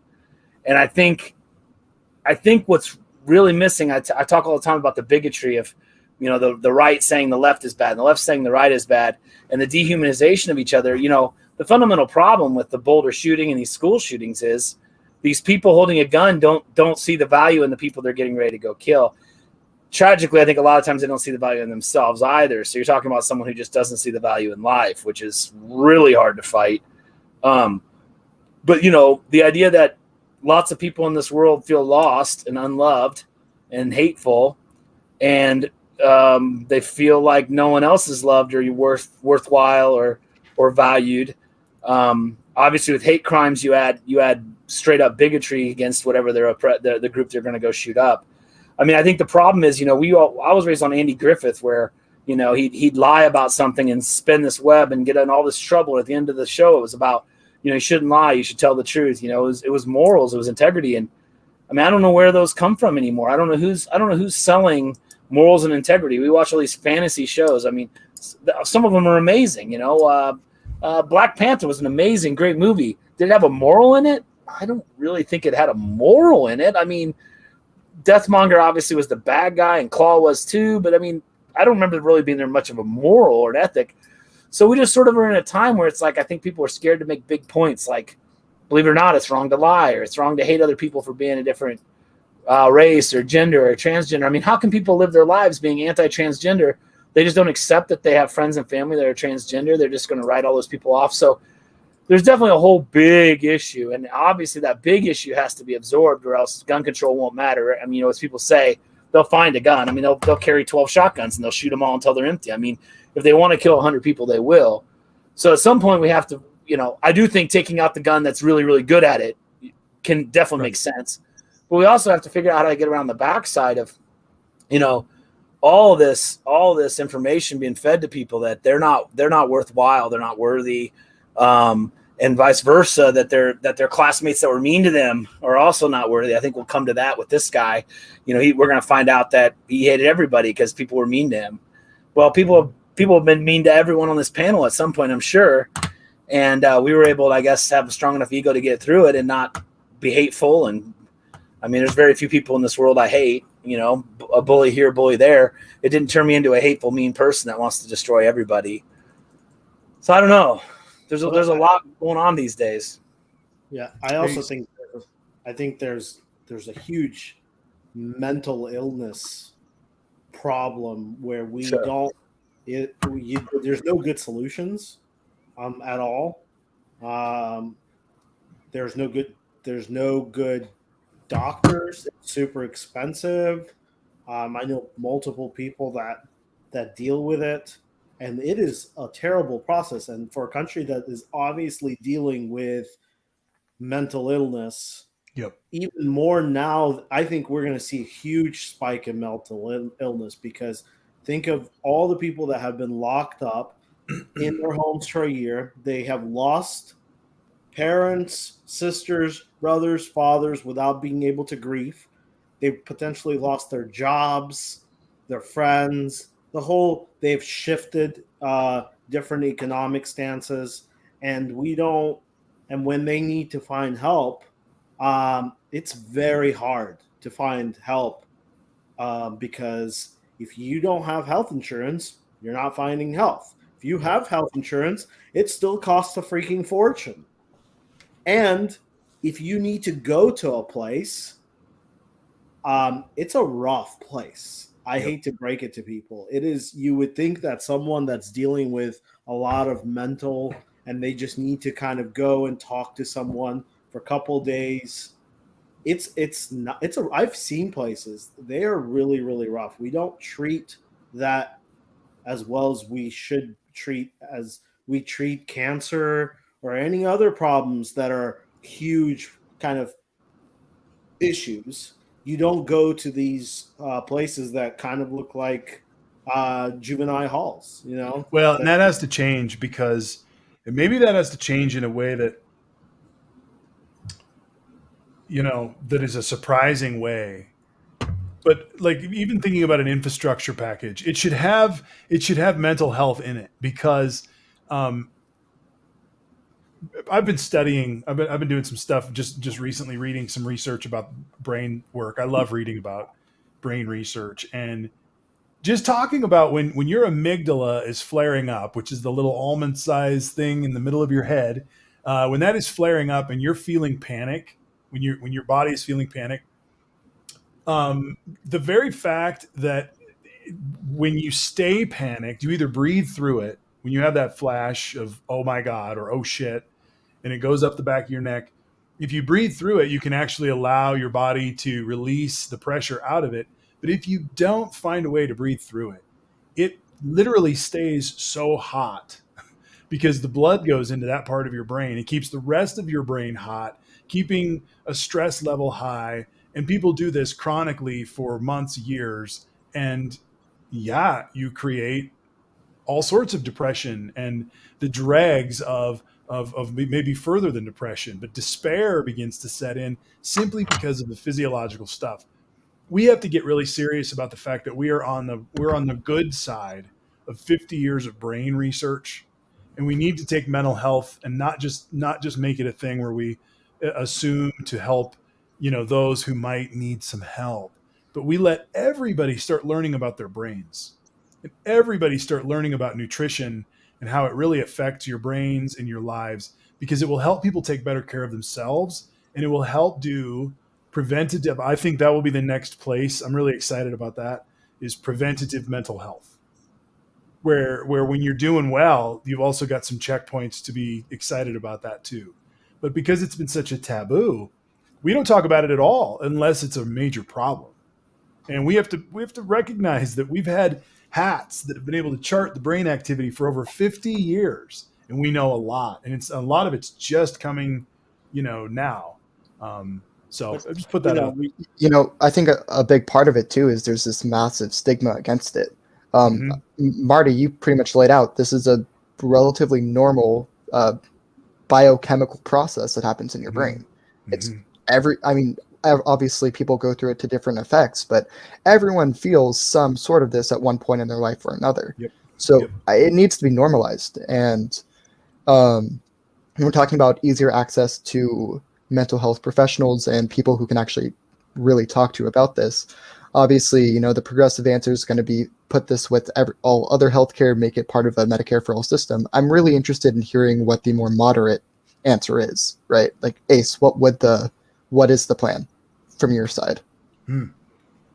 um, My first answer to give him 1 second to buy a second to think about it is my first answer as a moderate would be to make this a major education component of health education and body education we need to update that. But making mental health be something that we just go through helps to destigmatize it as a bad thing and just make it a normal thing. We all have brains. Yeah, and no one would make fun of you if you have heart disease and you need to go visit Right. the heart doctor, right? And I think the other issues that we have with health, and I'll answer your question, is we don't put any money into health. I don't think we put enough money into mental health research to figure out Mm. how to fix it at a more efficient process. I hate to say it, but it's a very lengthy process to fix mental health. And when someone's dealing with mental health issues, um, it takes a while. And if you don't find a good caretaker and a good counselor, and so it's very hard. I think my moderate thing is I think we need to invest in making this the next job that people want to get and getting the right more people. You get more people that are trained for this proportion and you make it much more affordable and you get health insurance to cover it at an appropriate rate, not at a ridiculous rate that they cover it now, where you're paying a copay, then you're going in there, and then they're charging you again, and then this is not covered because it's not in network, but in your network there's only one person, and they're booked up 4 months in advance. Good luck with that. Making And it a medical priority. yeah, and I think that will solve it. Of course, I would like it to be free, but it's just not going to happen. I think expanding it and making it more usable. And I can give you an example of this. We've done this. I always do this because I like to show where we've done this thing before. Allergies. Remember, allergies weren't a thing. Like, they weren't a thing 10 years ago. There was not this many allergists. Now, policies actually have an allergist option where, some policies have more allergies coverage than others. And then when you're choosing, you pick those options as needed because it's becoming more and more of a thing. And I don't understand why mental health isn't more of a coverage, and not only a coverage. I think because you have to really push into it. I think it should be one of those coverages that is covered 100%. It should be, the government should want you to have mental health above and beyond even you having a good heart, because I think it pays off even more. So I think it's one of those things where Obamacare can come in and say, hey, this portion, just like physicals are covered, mental health is covered. We'll Well, subsidize. and to change the culture of it too. Like, for instance, and I want to get to JJ's comment here in 1 second, but I wanted to say this first. If you show up right now at a doctor's office and you say you have chest pains, after 35 plus years of them taking heart medicine seriously, an entire staff often knows how to smack into work, into mode almost immediately because it has been trained into everyone. This is how we deal with that. Mental health is not the same response from everyone. Okay, now I want to go to JJ's world comment because I really That's a good like it. comment. I feel like too many people claiming trivial anxiety as a disorder has devalued real anxiety attacks. And my first critique or support in that comment is to say that that's a result of not having enough education. Whoops, what did I do? You went down one. You went down to my reply. Without enough education, people are self-diagnosing their anxiety as normative for the room. So, Marty comes in and all of a sudden Marty says, I have anxiety. Now all of a sudden everybody has to recognize, okay, that person has anxiety. Now there might be another person who has too much anxiety to tell you they have anxiety because they got real serious anxiety stuff. With these new definitions, I think we do need to have some CDC style normative. I think the problem with anxiety is different people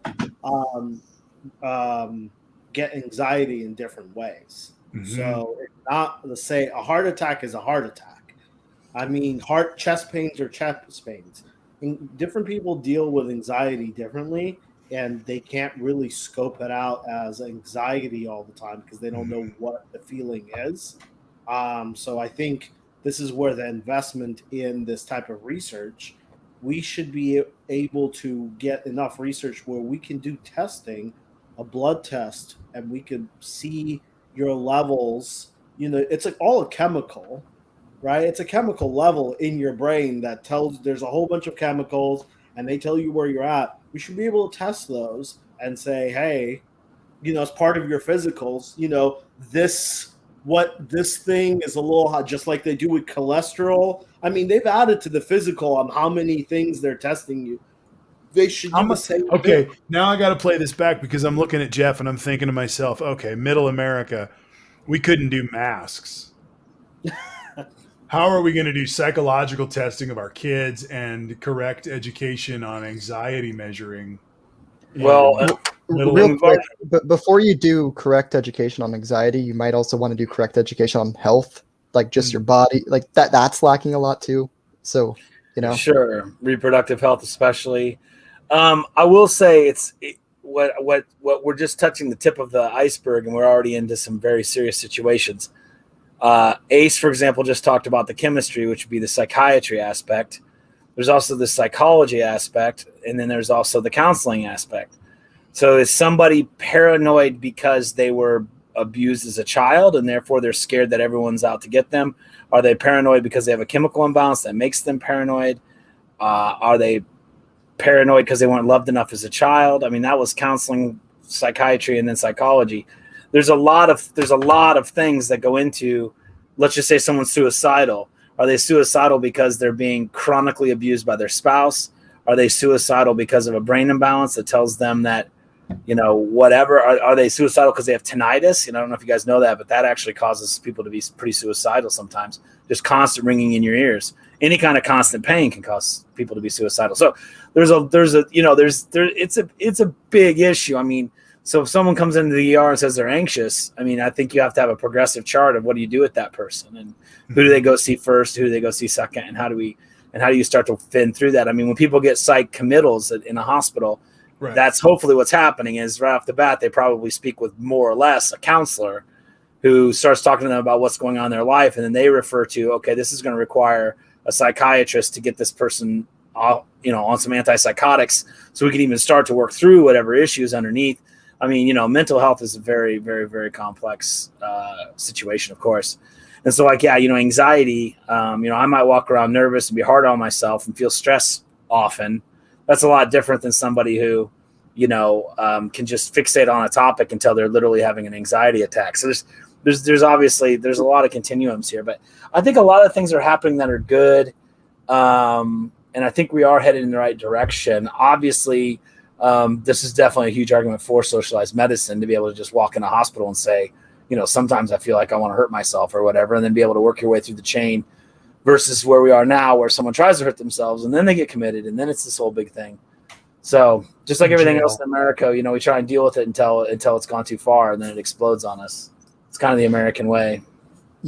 Something that I think both Marty and Ace kind of brought up, if we kind of treated this as if it was a normal doctor's checkup that you kind of go to regularly, whether you're feeling bad or not, I think that could give people ways, like you go to your mental health checkup everyone just gets some tips on how to deal with anxiety, like base level anxiety, base level breathing tips, that kind of stuff. Then if you're like, hey, I actually do have some real stuff going on, I'm feeling this, I'm feeling that, you get that sorted out. And maybe at that point, because you're at your normal checkup, they can go, okay, I think you might need some more stuff. We're going to tell you to have some more checkups instead of your normal stuff. I mean, just an ad I see periodically is, when you go to your regular checkup, make sure you tell your doctor if you feel depressed or want to hurt yourself or what, they are saying, and I believe doctors themselves, primary care physicians, are taking that aspect on. Maybe not everyone as well as the next, but I do think, even your primary care physicians are starting to ask those questions. Do you ever feel dread? Do you sometimes have a hard time getting out of bed in the morning? I think everything's moving that way. I think, the truth is just in general, our society's become safer and safer. And so we're starting to get into more and more of these important issues that have been historically, as you get better food safety, you have to worry about people living long enough to get heart attacks. It's just, I think it's a natural progression that now, sort of the big egg to crack is mental health. And it's definitely critical. And the scariest part is it's really, really, really dangerous from like 18 to 24. Mental health is really dangerous in those young adult years because several things happen in brain chemistry. Obviously, a lot of things can happen to you personally, like moving out of your home and trying to start a job. And I mean, a lot of people, I say, those people in high school that you were worried about, like what's going on with that guy or that girl. Some of those people end up in jail. Some of those people end up hurting themselves because they were having a major, they were on the verge of a major psychological shift. And when it happened, if they weren't, I mean, the truth is, you generally get help because you do something dangerous and you either get arrested for it or committed, and then people get their help. And that's obviously the worst way to do it. It'd be a lot better off to help people before they're to the point where they're acting in a way that's either dangerous to themselves or others. But that's generally what happens. Generally, someone either goes to the hospital or they get arrested, and then all of a sudden it's like, well, what's going on with this person? Mm-hmm. And that's sad. I mean, we should obviously be ahead of it. Yeah, but the issue that I was unfortunately, I know it's progressing. The medication and the research is still way behind. I don't know if you've ever dealt with someone that goes through depression. There's hundreds and hundreds of different types of medications and how you add one on top of that process is a mess. It's not a good mess. And on top of this, one thing, and I think we're going to hear this about this shooting because I'm already hearing it. One thing that's even more dangerous than a person that's not taking medication is a person that stops taking medication. Yep. Yeah. That is very, very dangerous because your chemical levels go nuts if you just stop taking them because you've been artificially pumping up your levels to be balanced, and then when you just completely stop, people can have psychosis, or if you take too much of the medication. Yep. I think the Aurora shooter was one of the issues where he just stopped taking medication. That's not blaming the medication.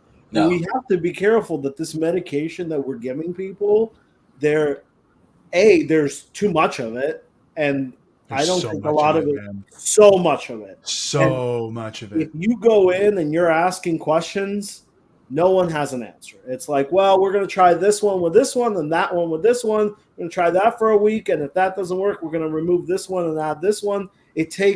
I know people that have that probably a year before they found a good combination, a year of different combination, thousands of dollars. Much of what I do as a pastor is walk along people on that journey, walk with people along that journey, and it is not fun. It's a bad process. It's a terrible process. And then because they're going on and off of it, a lot of people just are fed up with it and they stop taking it. Mm-hmm. And then when they stop taking it, no one told them, hey, you can't stop taking this, just that you can have some real mental breakdowns.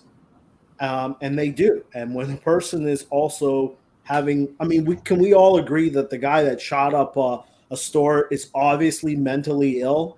There has to be a mental aspect to this. Yeah. That doesn't get him off, but a normal person wouldn't do this. Yeah. So there's definitely a mental illness.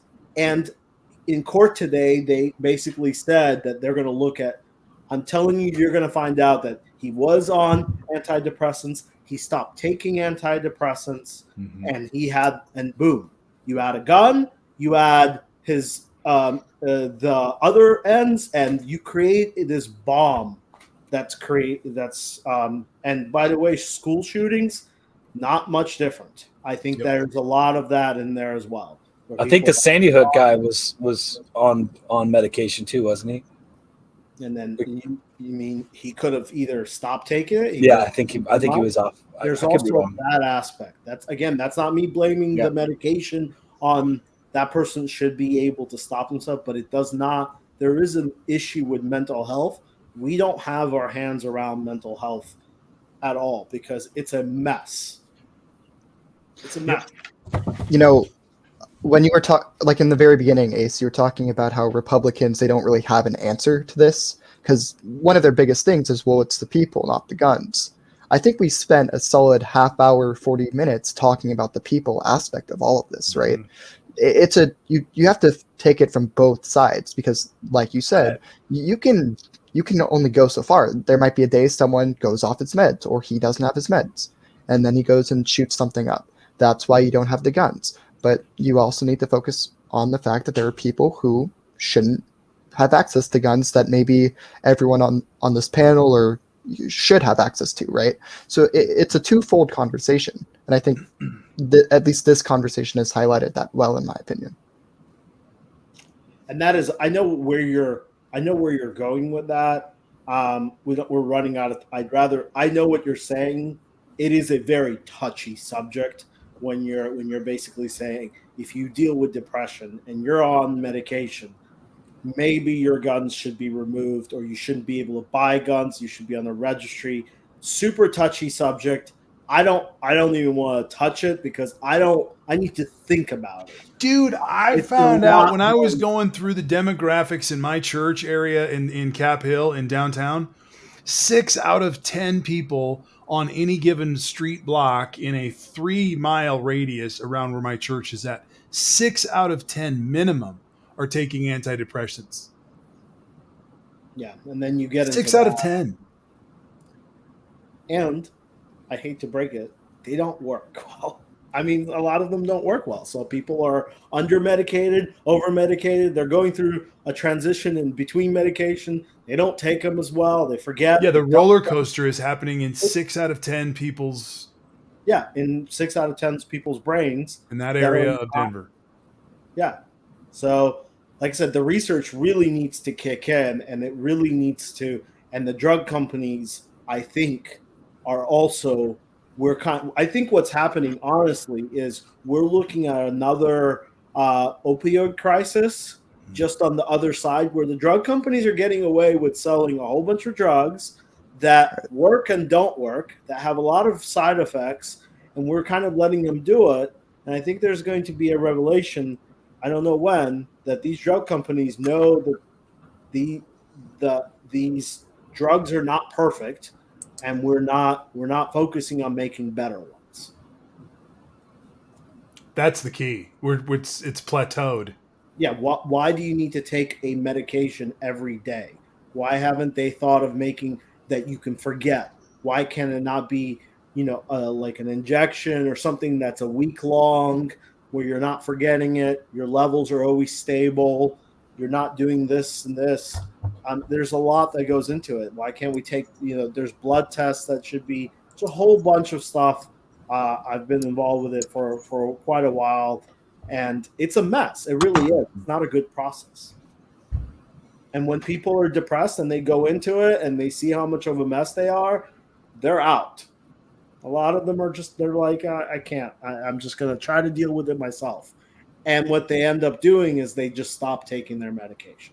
Or they go to a harder drug. Or they go to a drug. Or their medication makes them impotent or feel cloudy or all these other side effects of these psychoactive drugs. And, those have their own negative impacts, of course. Mm-hmm. The classic is somebody who's psychotic. The antipsychotic drugs are known for just, the Zoloft and the lithium and stuff. Those things are just Yeah, and they cut. If you've ever known anybody that's taken lithium or Zoloft, like that changes someone dramatically. Yeah, I mean, It's like being around someone who's constantly high. That's how much it affects their personality. but think about how many there's not that many cholesterol drugs. Right. I mean, there's thousands of antidepressants. Like, I mean, and you can combine all of them. There's Mhm. different classes of them. You combine them, you mix them. It's like a whole mixology class. I have no idea. We've lost you guys, but I do have something that We have no idea what we're talking about, bro. I do have a sister who's a psychiatrist, and I know there's a lot of drugs in there. I will just say in general with medicine, most of us think you have a respiratory problem, so you need a respiratory drug. Well, that's not, the systems, all these systems are made up of so many things that it's not like you can just, okay, an upper will solve this and a downer will solve that, and this will do that, and this will do that. So it takes, there's a lot of different systems and chemical reactions happening in human bodies. So unfortunately, I do believe when you get into things like antidepressants, I believe there's several things you can be targeting. You can be targeting the dopamine receptors or the adrenaline creators there's always 15 different things going on at once. Well, this also, taking a step back, this applies to a whole lot of things. The FDA doesn't have teeth in the way it should. The way our system works is innocent until proven guilty. That's kind of how our whole FDA operates. If you look at Europe, they are guilty until proven innocent when it comes to new drugs, new materials, stuff like that. So I think that that's kind of the system we need to take with new drugs. We shouldn't have, hey, if it hasn't caused someone to do a mass shooting yet, it's fine, put it on the shelves. I think we need to have, hey, this is going to cause a mass shooting. Let's do research, like Ace said, let's put money into this. Let's see. Oh, okay, it's complete. It's good. It's effective. Cool. Put it on the market. Look at how fickle the branding is on the AstraZeneca. People are like, wait, there's deaths with that vaccine? No way. And there's outrage to that. Putting outrage to these psych drugs, saying, "Oh my God, you 1 out of 10,000, and someone's going to shoot up a, well, let's name it, let's identify it." Yeah, I kind of hope that they don't approve AstraZeneca. I don't think we actually need it, so I don't know why even add it to the problem of having people go question. Yeah, that's a great point.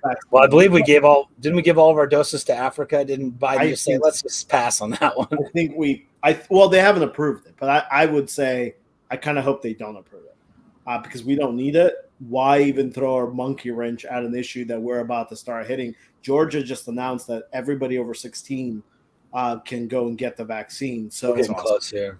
Which means you're getting just that much closer to the people that are not going to take it. We're right there. And once we reach that level, we're going to be like, okay, well, this thing is going to be around forever because we have. Well, there's a few things you can do, like. Well, yeah, yeah. I think private is the only way it's going to. It always masks got fixed by private industries like the Walmarts and everything like it. They fixed that issue as well as they could. And I think private is going to be the best way to fixing this vaccine hesitancy and basically going, you want to work here? You got Okay, I have a question. Let's do a little poll, and let's do a poll for the rest of the audience too.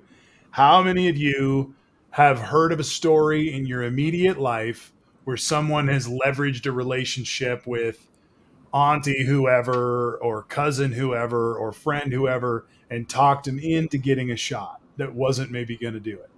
So there's at least 1, 2, 3. I'm the same way. I've heard that too. So many people. See about in the comments maybe. Oh no, my sister's actively fighting me, so that'll tell you how well that's going. But if I want to get really snarky, which I don't try to, but I also want to say, like, can you imagine a world where people didn't want to take the polio vaccine, and we also have to do this for the country.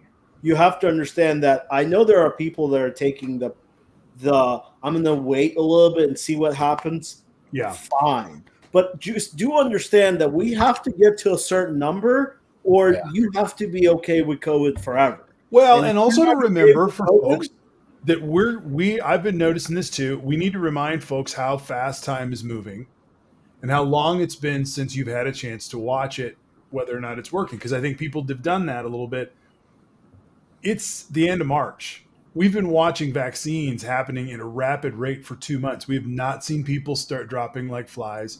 So just 8 weeks ago, we were in the beginning of February, right? And so just giving folks that remembrance of going, okay, yeah, man, the spring is sprung. And when we're all still stuck at home, a lot of people are still stuck at home. Time just keeps flipping by. But it's important to recognize we've been watching a lot of vaccines in a lot of arms, and we're not seeing negative ramifications. And So we're also seeing that we're also seeing the vaccines are working. I mean, Yeah. I know 1,000% because of where I work, they work. Like they work. We have no cases. They work. Like they're working. I guarantee you they're working. And understand that if you want this country to recover and open up, you're on the open up. Get it Your back. part Let's of go. that is you need to get a vaccine, because if you don't, then you're basically saying, well, I hope other people get the vaccine so I don't have to do it. And unless you have some kind of a health risk, I mean, you really are not being patriotic either. I think when we get patriotic for you not to take the vaccine. I agreed. when we get to the point where everyone's had their chance and everyone's waited their 2 weeks after their second shot, and suddenly people say things like, date X, that'll be whatever day, May 1. If May 1, everyone in Kansas got their shots, then starting, the next day, the news will start reporting, we had 5 COVID deaths yesterday. None of them were vaccinated. The next day, we had 10 COVID deaths yesterday. None of them were vaccinated. And, when it starts to get to 1,000 people in Kansas have died after the vaccine was available, none of which were vaccinated. That's what I tell people about the flu. My wife treats people that are dying of the flu, and she's never had anyone die of the flu that took that year's flu shot. Now, even though the flu shot, you may miss the exact variety, they've shown that it even helps against the other varieties. Having the flu shot helps you survive flu season. So, hopefully we'll just get to a point where it's like, look, I mean, it helps you survive.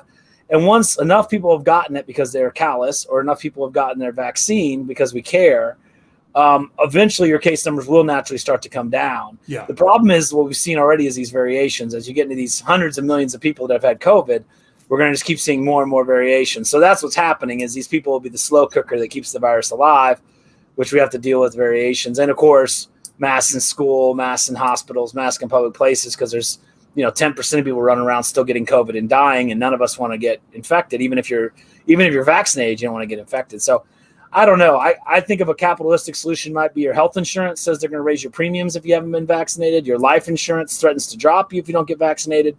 I mean, there are capitalistic solutions.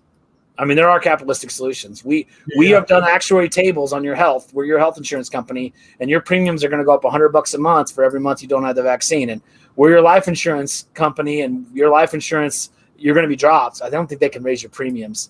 I think a life insurance is something you pre-calculate, but I could be wrong.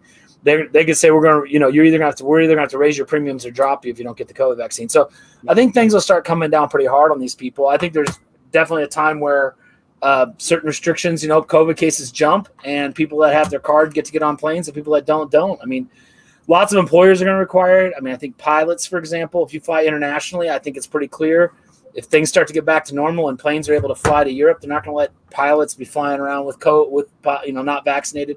So I think certain jobs will kick it up. I think I hope we just get to a point where the dam breaks. Enough of these people have gotten their COVID shots and are telling their friends they got their COVID shots. At some point, they just put down their guns and go get their shots. But I'm arguing with my sister right now. So, speaking of arguing, we're going to close the show here in a minute, but we're going to close with a Ace. Is it too late to do this? No, I think we can power through it. I think we can power through it. Now, what I need you to do, Ace, is tell everybody what we're doing. Okay. And then we can describe it once or even twice just to make sure we get it. I'm going to try to see. This is coming out of. So what we're going to be doing is we're going to be playing a small game where points don't matter because we're all going to lose. But basically what I'm doing is Georgia just passed the new Georgia election regulation. I'm going to show you a video of Kemp, Governor Kemp. He signed the law, and he's telling people why it's important. And Okay. there are about 10 different changes that they made. And I want you to listen to Kemp tell you what this law is. Spoiler alert from him, it's about security. And then we're going to go point by point. And Marty's going to read the question, and he's going to be the judge. And three of us are going to pretend we're going to be as hard as possible. We're going to find the security solution to each one of these things. So are you going to be finding your inner right winger? We're going to try. We're going to try. Or we can just say it's not there. All right. Zach, are you game for this? Let's try. I'm not sure exactly what we're doing, but we're gonna. And the best one to make the best point gets a point that doesn't matter. All right, here we go. Okay, so let's play this video. We're gonna play the vid. All right, let me get it. Is this what's up down here, Ace? Yep. Okay, I'm gonna go ahead and let you play it. All right, can you see it? Yep. All right. Voting is un-American, and if he thinks having a photo ID requirement to go vote is un-American, then perhaps we shouldn't have to go through the airport or deal with all kind of ID requirements when you're getting federal benefits and other things. I mean, I think he obviously doesn't realize what's in the final version of the Georgia bill. He's probably been reading things on Twitter from people that are fundraising, saying that we're restricting or limiting in Georgia, and that's not the case. We're securing the vote. I think most people want that, whether they're Democrat, Republican, or somewhere in between. Everybody wants to have confidence in the elections. I believe that's what we're doing in Georgia. We're still waiting on the final bill to pass, but certainly the photo ID requirement, allowing flexibility and adding days of weekend voting to give hardworking Georgians the ability to cast their ballot, but doing it in a secure way is the most American thing that you can do in this country. Oh, you're muted, Ace. All right, so we're all about securing the vote. Now We've got to secure the vote. And we got to secure the vote. And apparently, we didn't read it. The reason I'm doing this is, how many have you seen the what are the changes yet? No. Anybody? Okay, you're gonna see one of them, and when you read it, Marty, I think all of us are gonna go, "Holy crap!" Because it is a Trojan horse in Republican politics. I've never seen this. It's crazy. All right, so let's go. And you guys are gonna do your best at supporting the hard right position. Okay. We're going to try to find what. Yeah, here we go. Here we go. Here's the first one. Absentee ballots will be verified based on driver's license numbers or other documentation instead of voter signatures. Guys, can you tell me why this is going to help us in our security of our elections? Well, I guess because you want to make sure that the person that's voting is the person that's voting by making them take a picture, a photocopy of their driver license and sending it with their absentee ballots, I guess. That's not what it says? Is that what the law says? That's what it. Yeah, there's like 20 pages. Okay. Well, if it requires, yeah. Well, and another reason why this requiring a driver's license number, I'm going to jump on and be a right winger. Can I play? I'm going to jump on and say that the reason why this is even better is because this makes it so that the only people who can do voting have to have gone through driver's education, have to have some sort of an affiliation with a driver's license, have had to have submitted into that process. And so not everyone who's poor, not everyone who just happens to be born a citizen gets to vote. And as a Republican, I love restricting people's rights to vote. That was actually that was an ironic left argument, but okay. I don't think that was the game we were playing. Now I'm trying. He tried to. Now I'm confused. No, I love the fact that you have to be a driver. You have to be rich enough to drive in order to vote. Yep. Okay. You think that's a left-wing argument? Yeah, I think you're making an ironic left-wing argument. God damn it, I'm lost. Yeah, I think you're making it's an intellectually disingenuous left argument. Well, if what other documents? You know what? I'm gonna defend Marty, and I'm gonna say Marty. Well, until we hear Mr. Clean, but I think Marty's ahead with this because if you're a Republican, you're interested in winning elections by any means, and Yeah. it certainly does help. It's a great way to restrict. There You you know- go. Let me ask a torpedoing question here. What's the incidence of voter driver's license? Excuse me. What's the incidence of driver's license fraud? Ooh. We'll have another bill. Oh, there's another bill for that. There's another It bill. depends on which college town. Yeah, I've known several people that have committed driver's license fraud. By the way, just Well, FYI.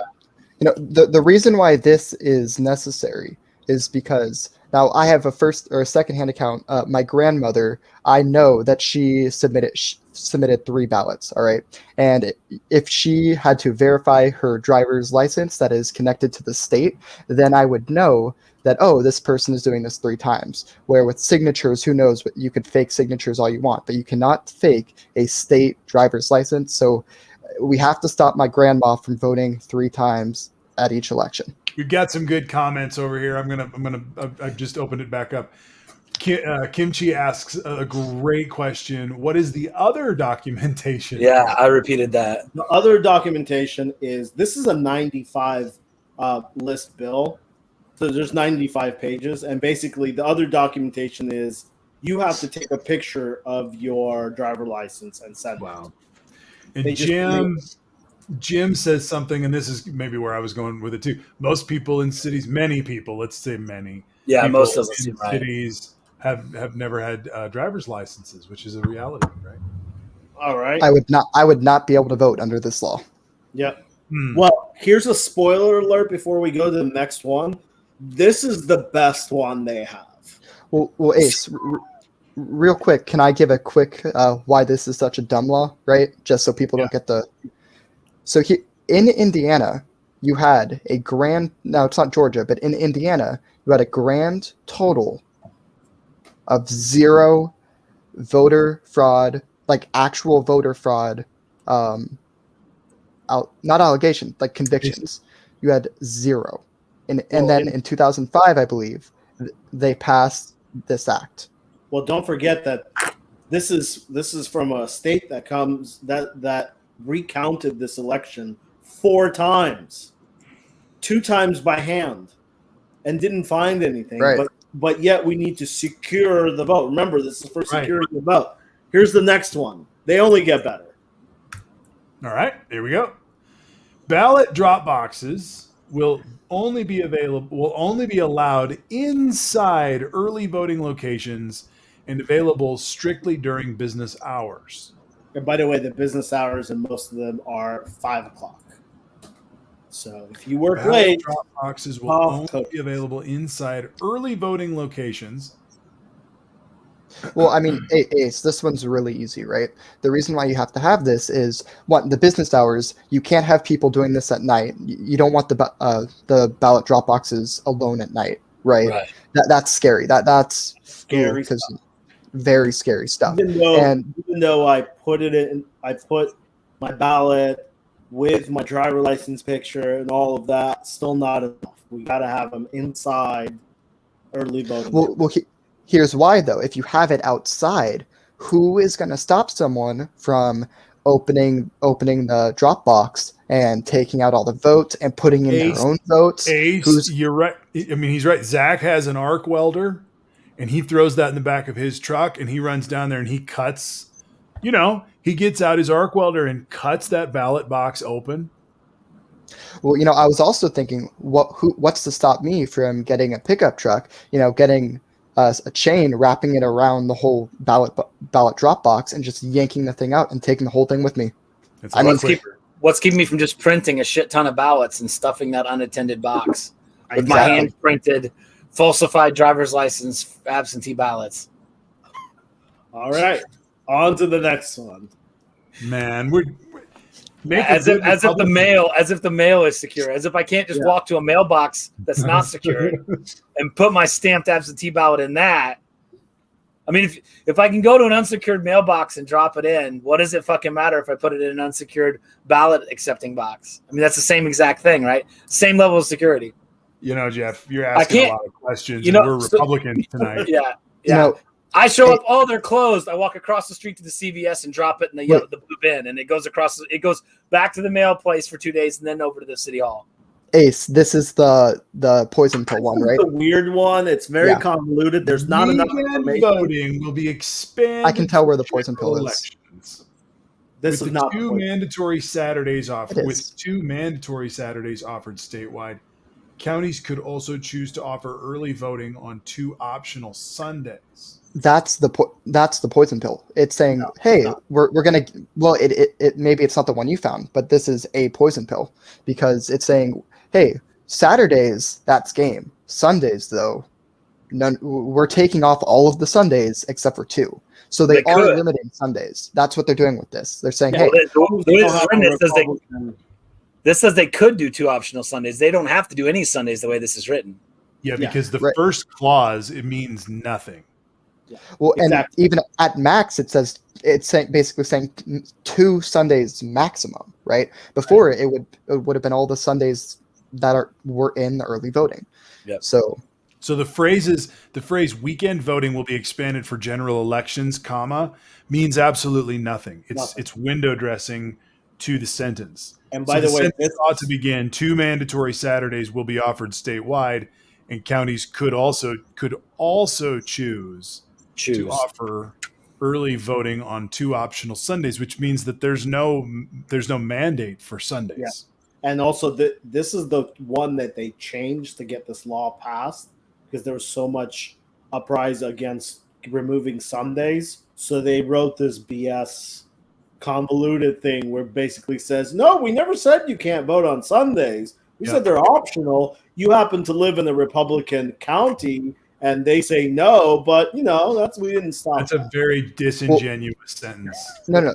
So here's why this is so important, though. Okay, on Friday nights, people like to go out and they like to have fun. Sometimes they get a little drunk. The next morning they might be hungover. Same thing applies with Saturday nights. So they might have had a little too much fun, and in the next morning they might not be in the right headspace to properly vote. So this is actually protecting voters from doing something, giving a vote that they might not actually want to give. Not to mention all the workers should be at church on Sunday, right? All the ballot workers. All right. I appreciate your good old boy mentality. Here we go. Early voting for runoffs will be reduced to a minimum of 1 week because runoffs will occur 4 weeks after general elections. Let me read it again. Early voting for runoffs will be reduced to a minimum of 1 week. The fuck does that mean? Well, early voting for runoffs will be reduced to a minimum of 1 week. It means that, okay, so if the election is on March 1st, all right, let's say the general election's on March 1st, that means the runoff will be exactly 4 weeks later, all right? Yeah. So what this is saying is voting cannot start until 3 weeks after the general election date. So you have 1 total week of early voting for the runoffs. And the reason why this makes a lot of sense is if you expand it to multiple weeks, you have no clue what could happen during that time. If you have 1 week, that's a solid week where you can protect the ballot boxes and you can protect everything. If you expand this for more weeks, that's state money going into protecting the ballot boxes and the early voting centers for longer. You have no clue what kind of Antifa groups are going to come and destroy our stations. Pee in the ballot boxes. Oh, All kinds of. I think Mr. Cleveland's taking this. Zach is winning the shit out of this, and I'll tell you what, man, you have a future in the Republican Party if you want. I know you should go. There's a lot of money to be made. Yeah, that you can make a fortune. But again, is this really election security? I don't know. Why do we need to have long, multiple weeks? You already voted once. You don't need to wait another 3 weeks to be able to vote again on a runoff. Get your ass and get to vote. Yep. All right, Jeff. Yeah. What he said. There we go. Getting to the good ones. The deadline to request an absentee ballot will be set 11 days before Election Day. What is it now? It's a lot more. It's like 40 days, probably. It's like people get it. They have it for a month. They look at it. They read it. You get, you get 3 or It's the maybe deadline to request. This means you can't request an absentee ballot 10 days before the election. Yeah. Right. So it's a lot longer currently. You have to request it earlier. What? Should have done it earlier or later. I don't know. Yeah, wait, is this earlier? How is this a change? Was it 6 days before? I don't know. Okay. Well, without knowing that, I don't know how Let's much. skip this one. I think that's pretty close to what it is here. I could be wrong. wait, go back. The reason why that matters in Colorado is that I get a mail-in ballot. I don't even request it. Oh, Okay. Well, in Kansas, you get a letter that's the form you can use to request your mail-in ballot, and then you get your mail-in ballot. So, by the way, that's a confirmation of your address, right? Because they've sent it to you. You sent their form back to them. Then they send you the ballot. So they're interacting with a real person that's saying they're you. Anyway, All I right, believe next. it's something like 11 days here. I could be wrong. all right. Here we go. Members of the public will be prohibited from distributing food or water to voters waiting in line. Well, this one makes a lot of sense because we know that our voting lines can get pretty long, and it would be unfair to the people waiting in line if they drank water and had to go to the bathroom and had to leave the line. So the obvious answer to this is take that away. Don't drink water, don't eat food. You need to stand in line. We don't want to take voters away from the lines, so we have to keep them there. It also punishes people that have the right number of polling places because their lines are short and they don't get free food and water. Yeah. So just because you're unfortunate and have a long line, you shouldn't be getting all this free food and water. That's not fair. And I also think it's kind of a That was form hard of, to say. Well, form of socialism to be handing out free Ooh. food in lines. We're not a communist country. Right. It's also a form of it's electioneering, if you ask me. Right? You're giving people food and water. What if you happen to be wearing blue? A blue person giving you food and water? That seems like electioneering to me. They're trying to influence your I've vote. got to before give you've this given one it. to Ace because he invoked the word socialism. I've got to go ahead Yeah. and. But you were all good on that one. What if what if somebody came to our Republican polling places and was passing out Epicac laced water to all of our voting members, and they're all getting sick left and right because they've been poisoned by some communists? Great points. I'm waiting until I get to the good one. All right, next, here we go. The state election board could remove county election boards and replace them with an interim elections manager. What the Ding, fuck? ding, Wow. ding. The Trojan horse is in. And this is where it all ends. This right here is, this is basically, remember when Kemp basically told Trump, I can't go in, the law doesn't allow me? It Yep. does now. You will now. That's Wow. it. He can go into, I can't even, this is ridiculous. He can go to Atlanta, remove the election board. officials, put an intern one of his choosing, and your election is overturned. Well, I mean, no, but this makes perfect sense because you have to stop corruption, right? That's right. You have to stop. Yeah. So I mean, look, under the old system, Kemp was unable to stop all of the corruption that was happening in Atlanta. This allows him to stop that corruption. It's actually giving power to the people. That's what this is doing. Because the people elected Kemp. People elected. Exactly. And then also, when you have the Dominion and them running around doing whatever they do in Venezuela, you got to step in. And I could be wrong, but the election board is the one that actually says, yes, these are the counts for our county, right? Mhm. Yeah.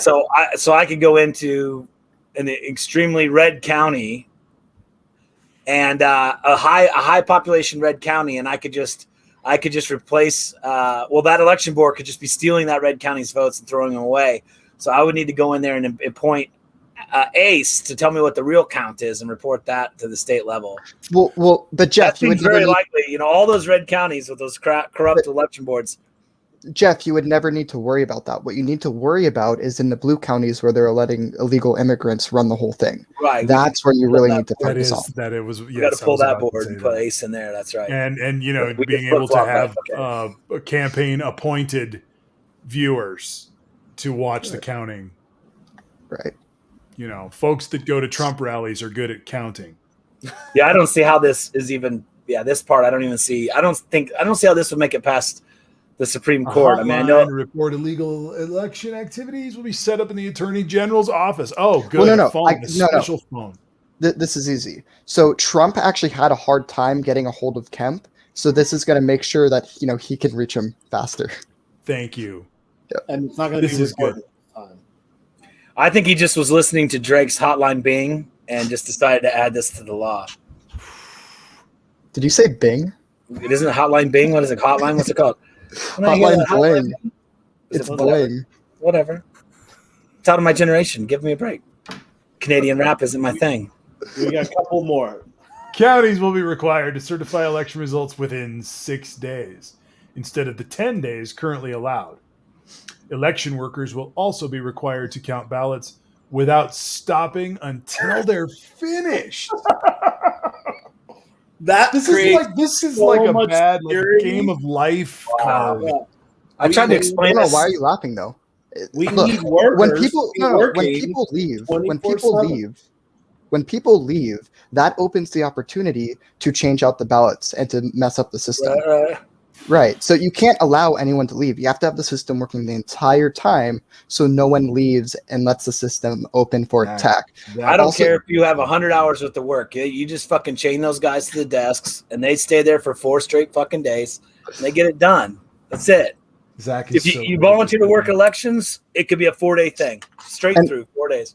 And look, the same logic applies to what I said earlier. You're cutting off 4 days where Antifa can come and burn down the election center. That's true. It's basic math. I mean, 4 less days where Holding you're your opening yourself urine up. until the job is done is your Yeah. patriotic duty. Do we remember when they blocked the windows with pizza boxes? We just can't have any more of this. We Right. gotta I'm hurry. surprised there isn't a part of this law that says all ballots are counted in greenhouses. And that's it. That's it. All right. Yeah. Wow, those last two, I don't see how those last Am two I can having a pass. nightmare? Says Jim. Well, That last one can't pass basic labor law. You can't just hold people and make them work a 24-hour shift. Well, I'm That's assuming they illegal. would Tell have that to Amazon. people, but way That's to not what it says. way to improve security in an election to make people that are super tired counting Right. votes as fast as they can That's because they right. have an artificial deadline that you preset. Yep. And by the and way, just make every election the that most deadline- panicked experience. what we don't know about that quote is we don't know what happens if they don't finish counting. Do they just stop and go, well, no, we have a deadline. It's 6 days. There's 4 million left. We don't have to count them because we finished. Right. We're done. I'm assuming that's the way it goes. So that's what happened in Georgia now. And just hold on and wait for your states to improve on this Yeah. this little holy grail of Here's my question. elections. If you finish early and you have the Democrat winning, does that mean Kemp gets to put someone else in to undo all of that? Because you still have a couple days, right? So if let's say it's a 6-day period, you guys work real hard, get it done in 4, but it shows a Democrat winning that county. Does the Secretary of State get to say, all right, we're gonna bring Marty in. Marty, you're gonna take We're going charge. to change the board of elections in that county now, just To because a manager, not a new board. A manager is the way it's written. interim manager. That is, I can't, and this is how Republicans always do it. They start with the good one, the one where all of us can make even the decent argument about sending in your whatever, your driver license. It is what it is. I can make Yeah. arguments against it for it, but I don't see how anybody can really make an argument on the governor going, I'm not really happy what happened in Atlanta. So what I'm going to do is I'm going to remove them and put in my own person, and he's going to do it he's going to say what he's going to make different rule change Right. whatever he wants. And it could literally be Donald Trump. So basically, in every county that he doesn't like, he could just remove everybody, put in interns, and they can until he finds a person that does what he likes. Well, and they because they are slow adapters in the Republican Party, to say the least. They're not really thinking about the ramifications of what this might look like if Stacey Abrams takes the governorship, and if the Democrats take control. I mean, what would that kind of a situation look like for the administrator, for the interim administrator in some of the most red counties in Georgia, to be able to just be some policy wonk lib who could take over? I mean, that's what they're playing with these things. Their bigotry is so strong, they've never considered that. Right. Their bigotry is so strong. They're so convinced that liberals are trying to destroy everything that they're literally taking out all the checks and balances. And when they're out of power, they're going to accuse the left of abusing all these policies, which I'm sure the left will use less than the right ever did. Yep. They're absolutely destroying their own system. We would agree for their advantage. But yeah, what happens if Abrams gets elected? Not Kemp, and the next election's under her. They're going to poop their pants, aren't they? It would be. I mean, they will shit their pants, is what they'll do. Yeah, they will literally shit their pants. And Kemp, by the way, really sucks. He's going to have a real hard time getting reelected. I mean, he's really sucked it up. Didn't know how COVID was transmitted. I mean, come on. Right. I mean, that guy's just blowing it every step. Yeah, reelected because Trump doesn't like him. So he tried to sue Atlanta. He's going to get primaried. Didn't he try and sue Atlanta? Didn't he try and sue the guy, the mayor of Atlanta? Woke up, someone slapped him out of that because he knew he was going to lose. It was a whole Well, he tried. That's good enough. My rule. My one rule is I don't want my state to be on the national news, and he keeps on breaking that rule every single time. It's because of him. We're always on the national news because of this. A lot of unforced errors. Unforced errors. What Jeff just said, it made me think, because I was actually thinking, if Joe Biden runs, when Joe Biden runs in 2024, because he said he will, good for him. We all know that he's just saying that. But anyways, when he runs, and if he loses, do we go, okay, well, you got to make the phone call and say you lost, or do we go, no, you still got time? January 6th is Joe Biden's going to run in 24 and 28. That's the thing that these MAGA guys have unleashed, is why not just ask for the third term now, guys? I mean, technically, I think he should run in 28 because of the insurrection. I mean, this term shouldn't even count. Great points. Because they tried to take away, so it doesn't really count. 2028 again, and then we'll have to transition into Kamala Harris. Did you guys know that 5.8 million people live in Atlanta and only 10.6 million people live in Georgia? So Atlanta is pretty substantially over half the number of people in the entire state. Wow. So if messing with Atlanta converts 10% of his votes to blue, he's dead. Yeah, and it's like 80 plus. It's like 85+% Democratic votes. Yeah, it's a huge swing. This is not a 50-50 county. It's a humongous swing. So, and Biden only won the state by 12,000 votes. Mm-hmm. Each one of those points that we just read, if it just shaves off an itty bitty percent, you're back where you need to be. You're in a street fight. Yep. I know you might want to be ending the show, but if you could put up what Jim just put. This one? Yeah. So this will be the point of the night where I say something nice about Joe Biden. I really liked what Joe Biden said in his press conference today about immigration. I was really critical early on. I think that I didn't like his handling of how he reopened some of the centers Trump did. But I think, Jeff, a couple times you asked, what would I do? Biden's doing what I said I would want him to do, which is he's calling he's like I said, a lot of these children have people they're going to. Biden is setting up the system where you find out who they're going to, you call the person, you check to make sure that they're actually related and it's not some human trafficking situation. And as soon as you get that verified, off to their parents, off to their family member. They're not in any holding. They're with their family in the U.S. So that's what I wanted from him. Machine in action. Right. So that's what I wanted from him. That's what a lot of progressives wanted from him. I hope it happens. I hope he can fix what's going on at the border. Um, I hope that starts happening fast, and I'll give Joe Biden credit for it for now.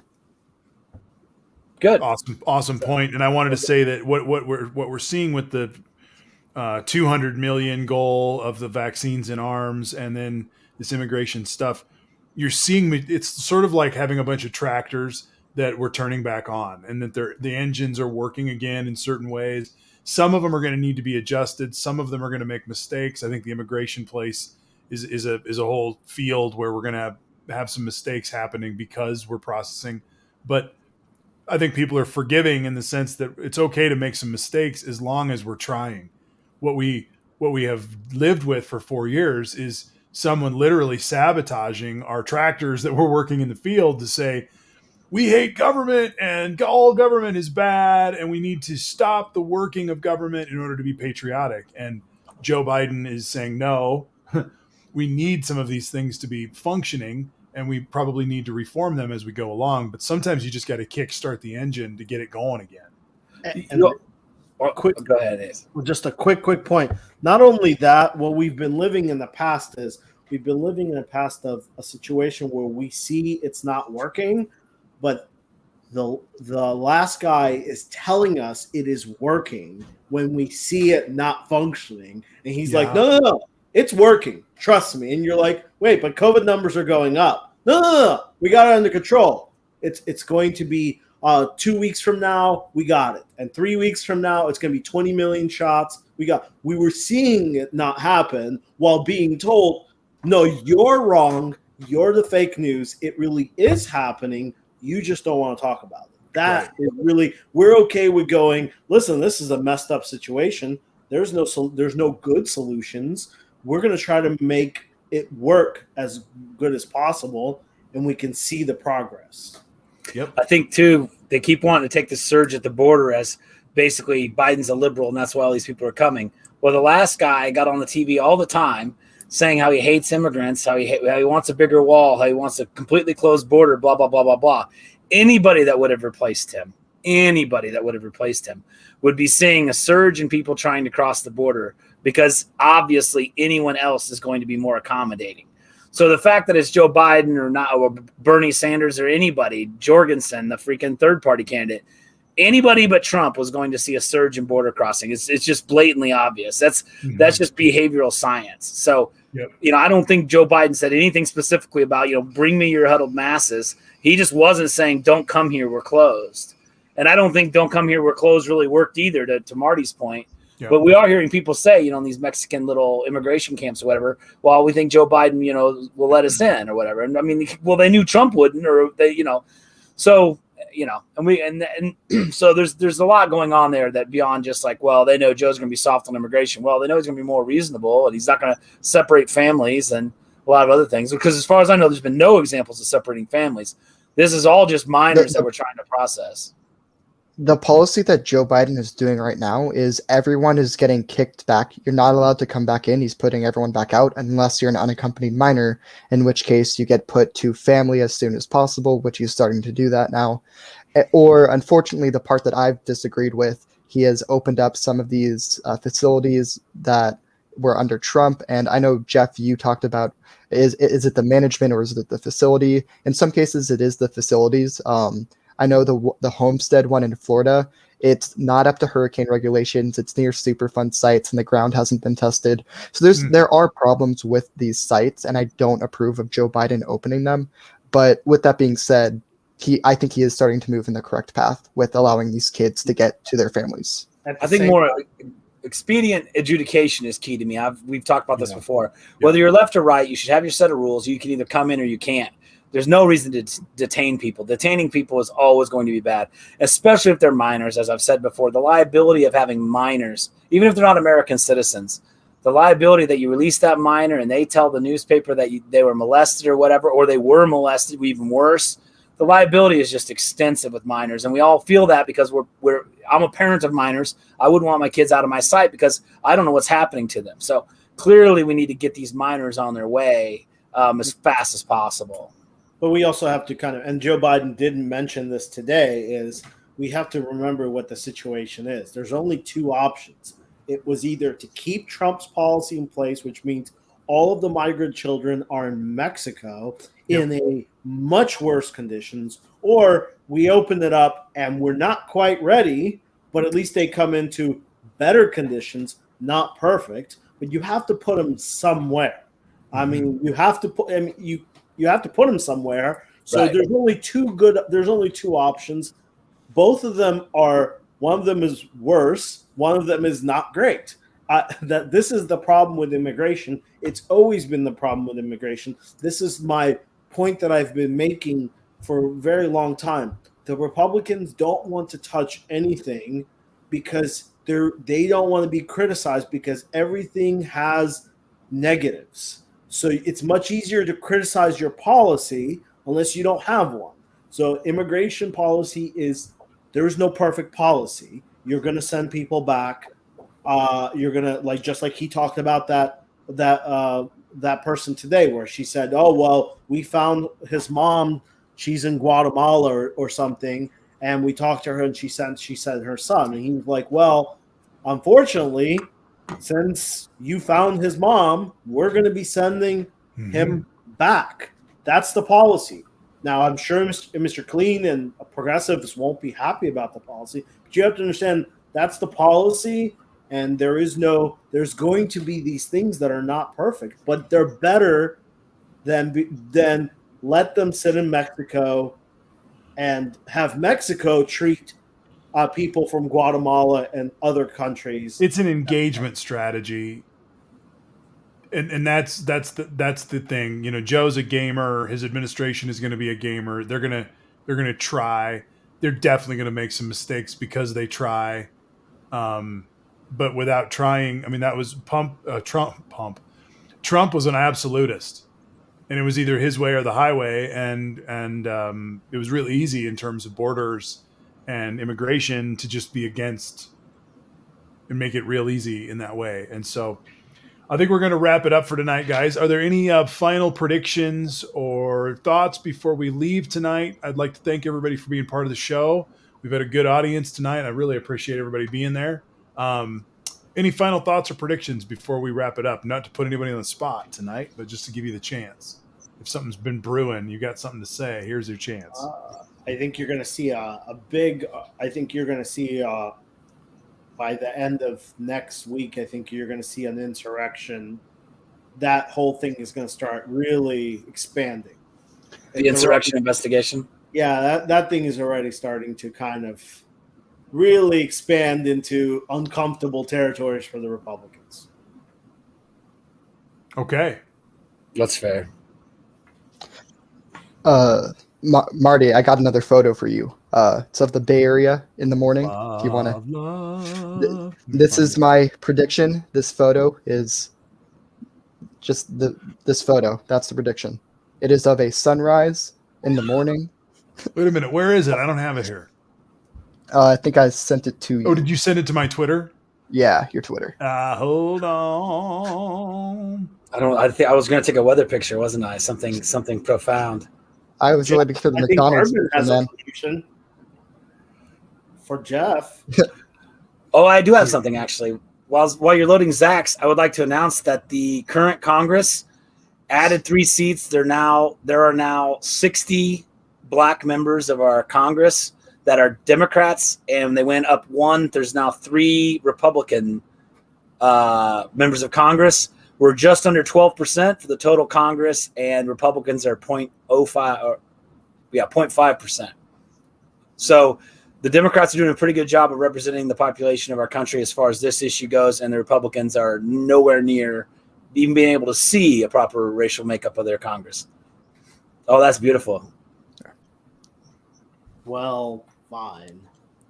That's pretty. There's some ocean. There's some sun. Wait, is there ocean there? No, so that's a fog over the bay. Oh, it's the fog. Okay. Yeah. Fog there you over go.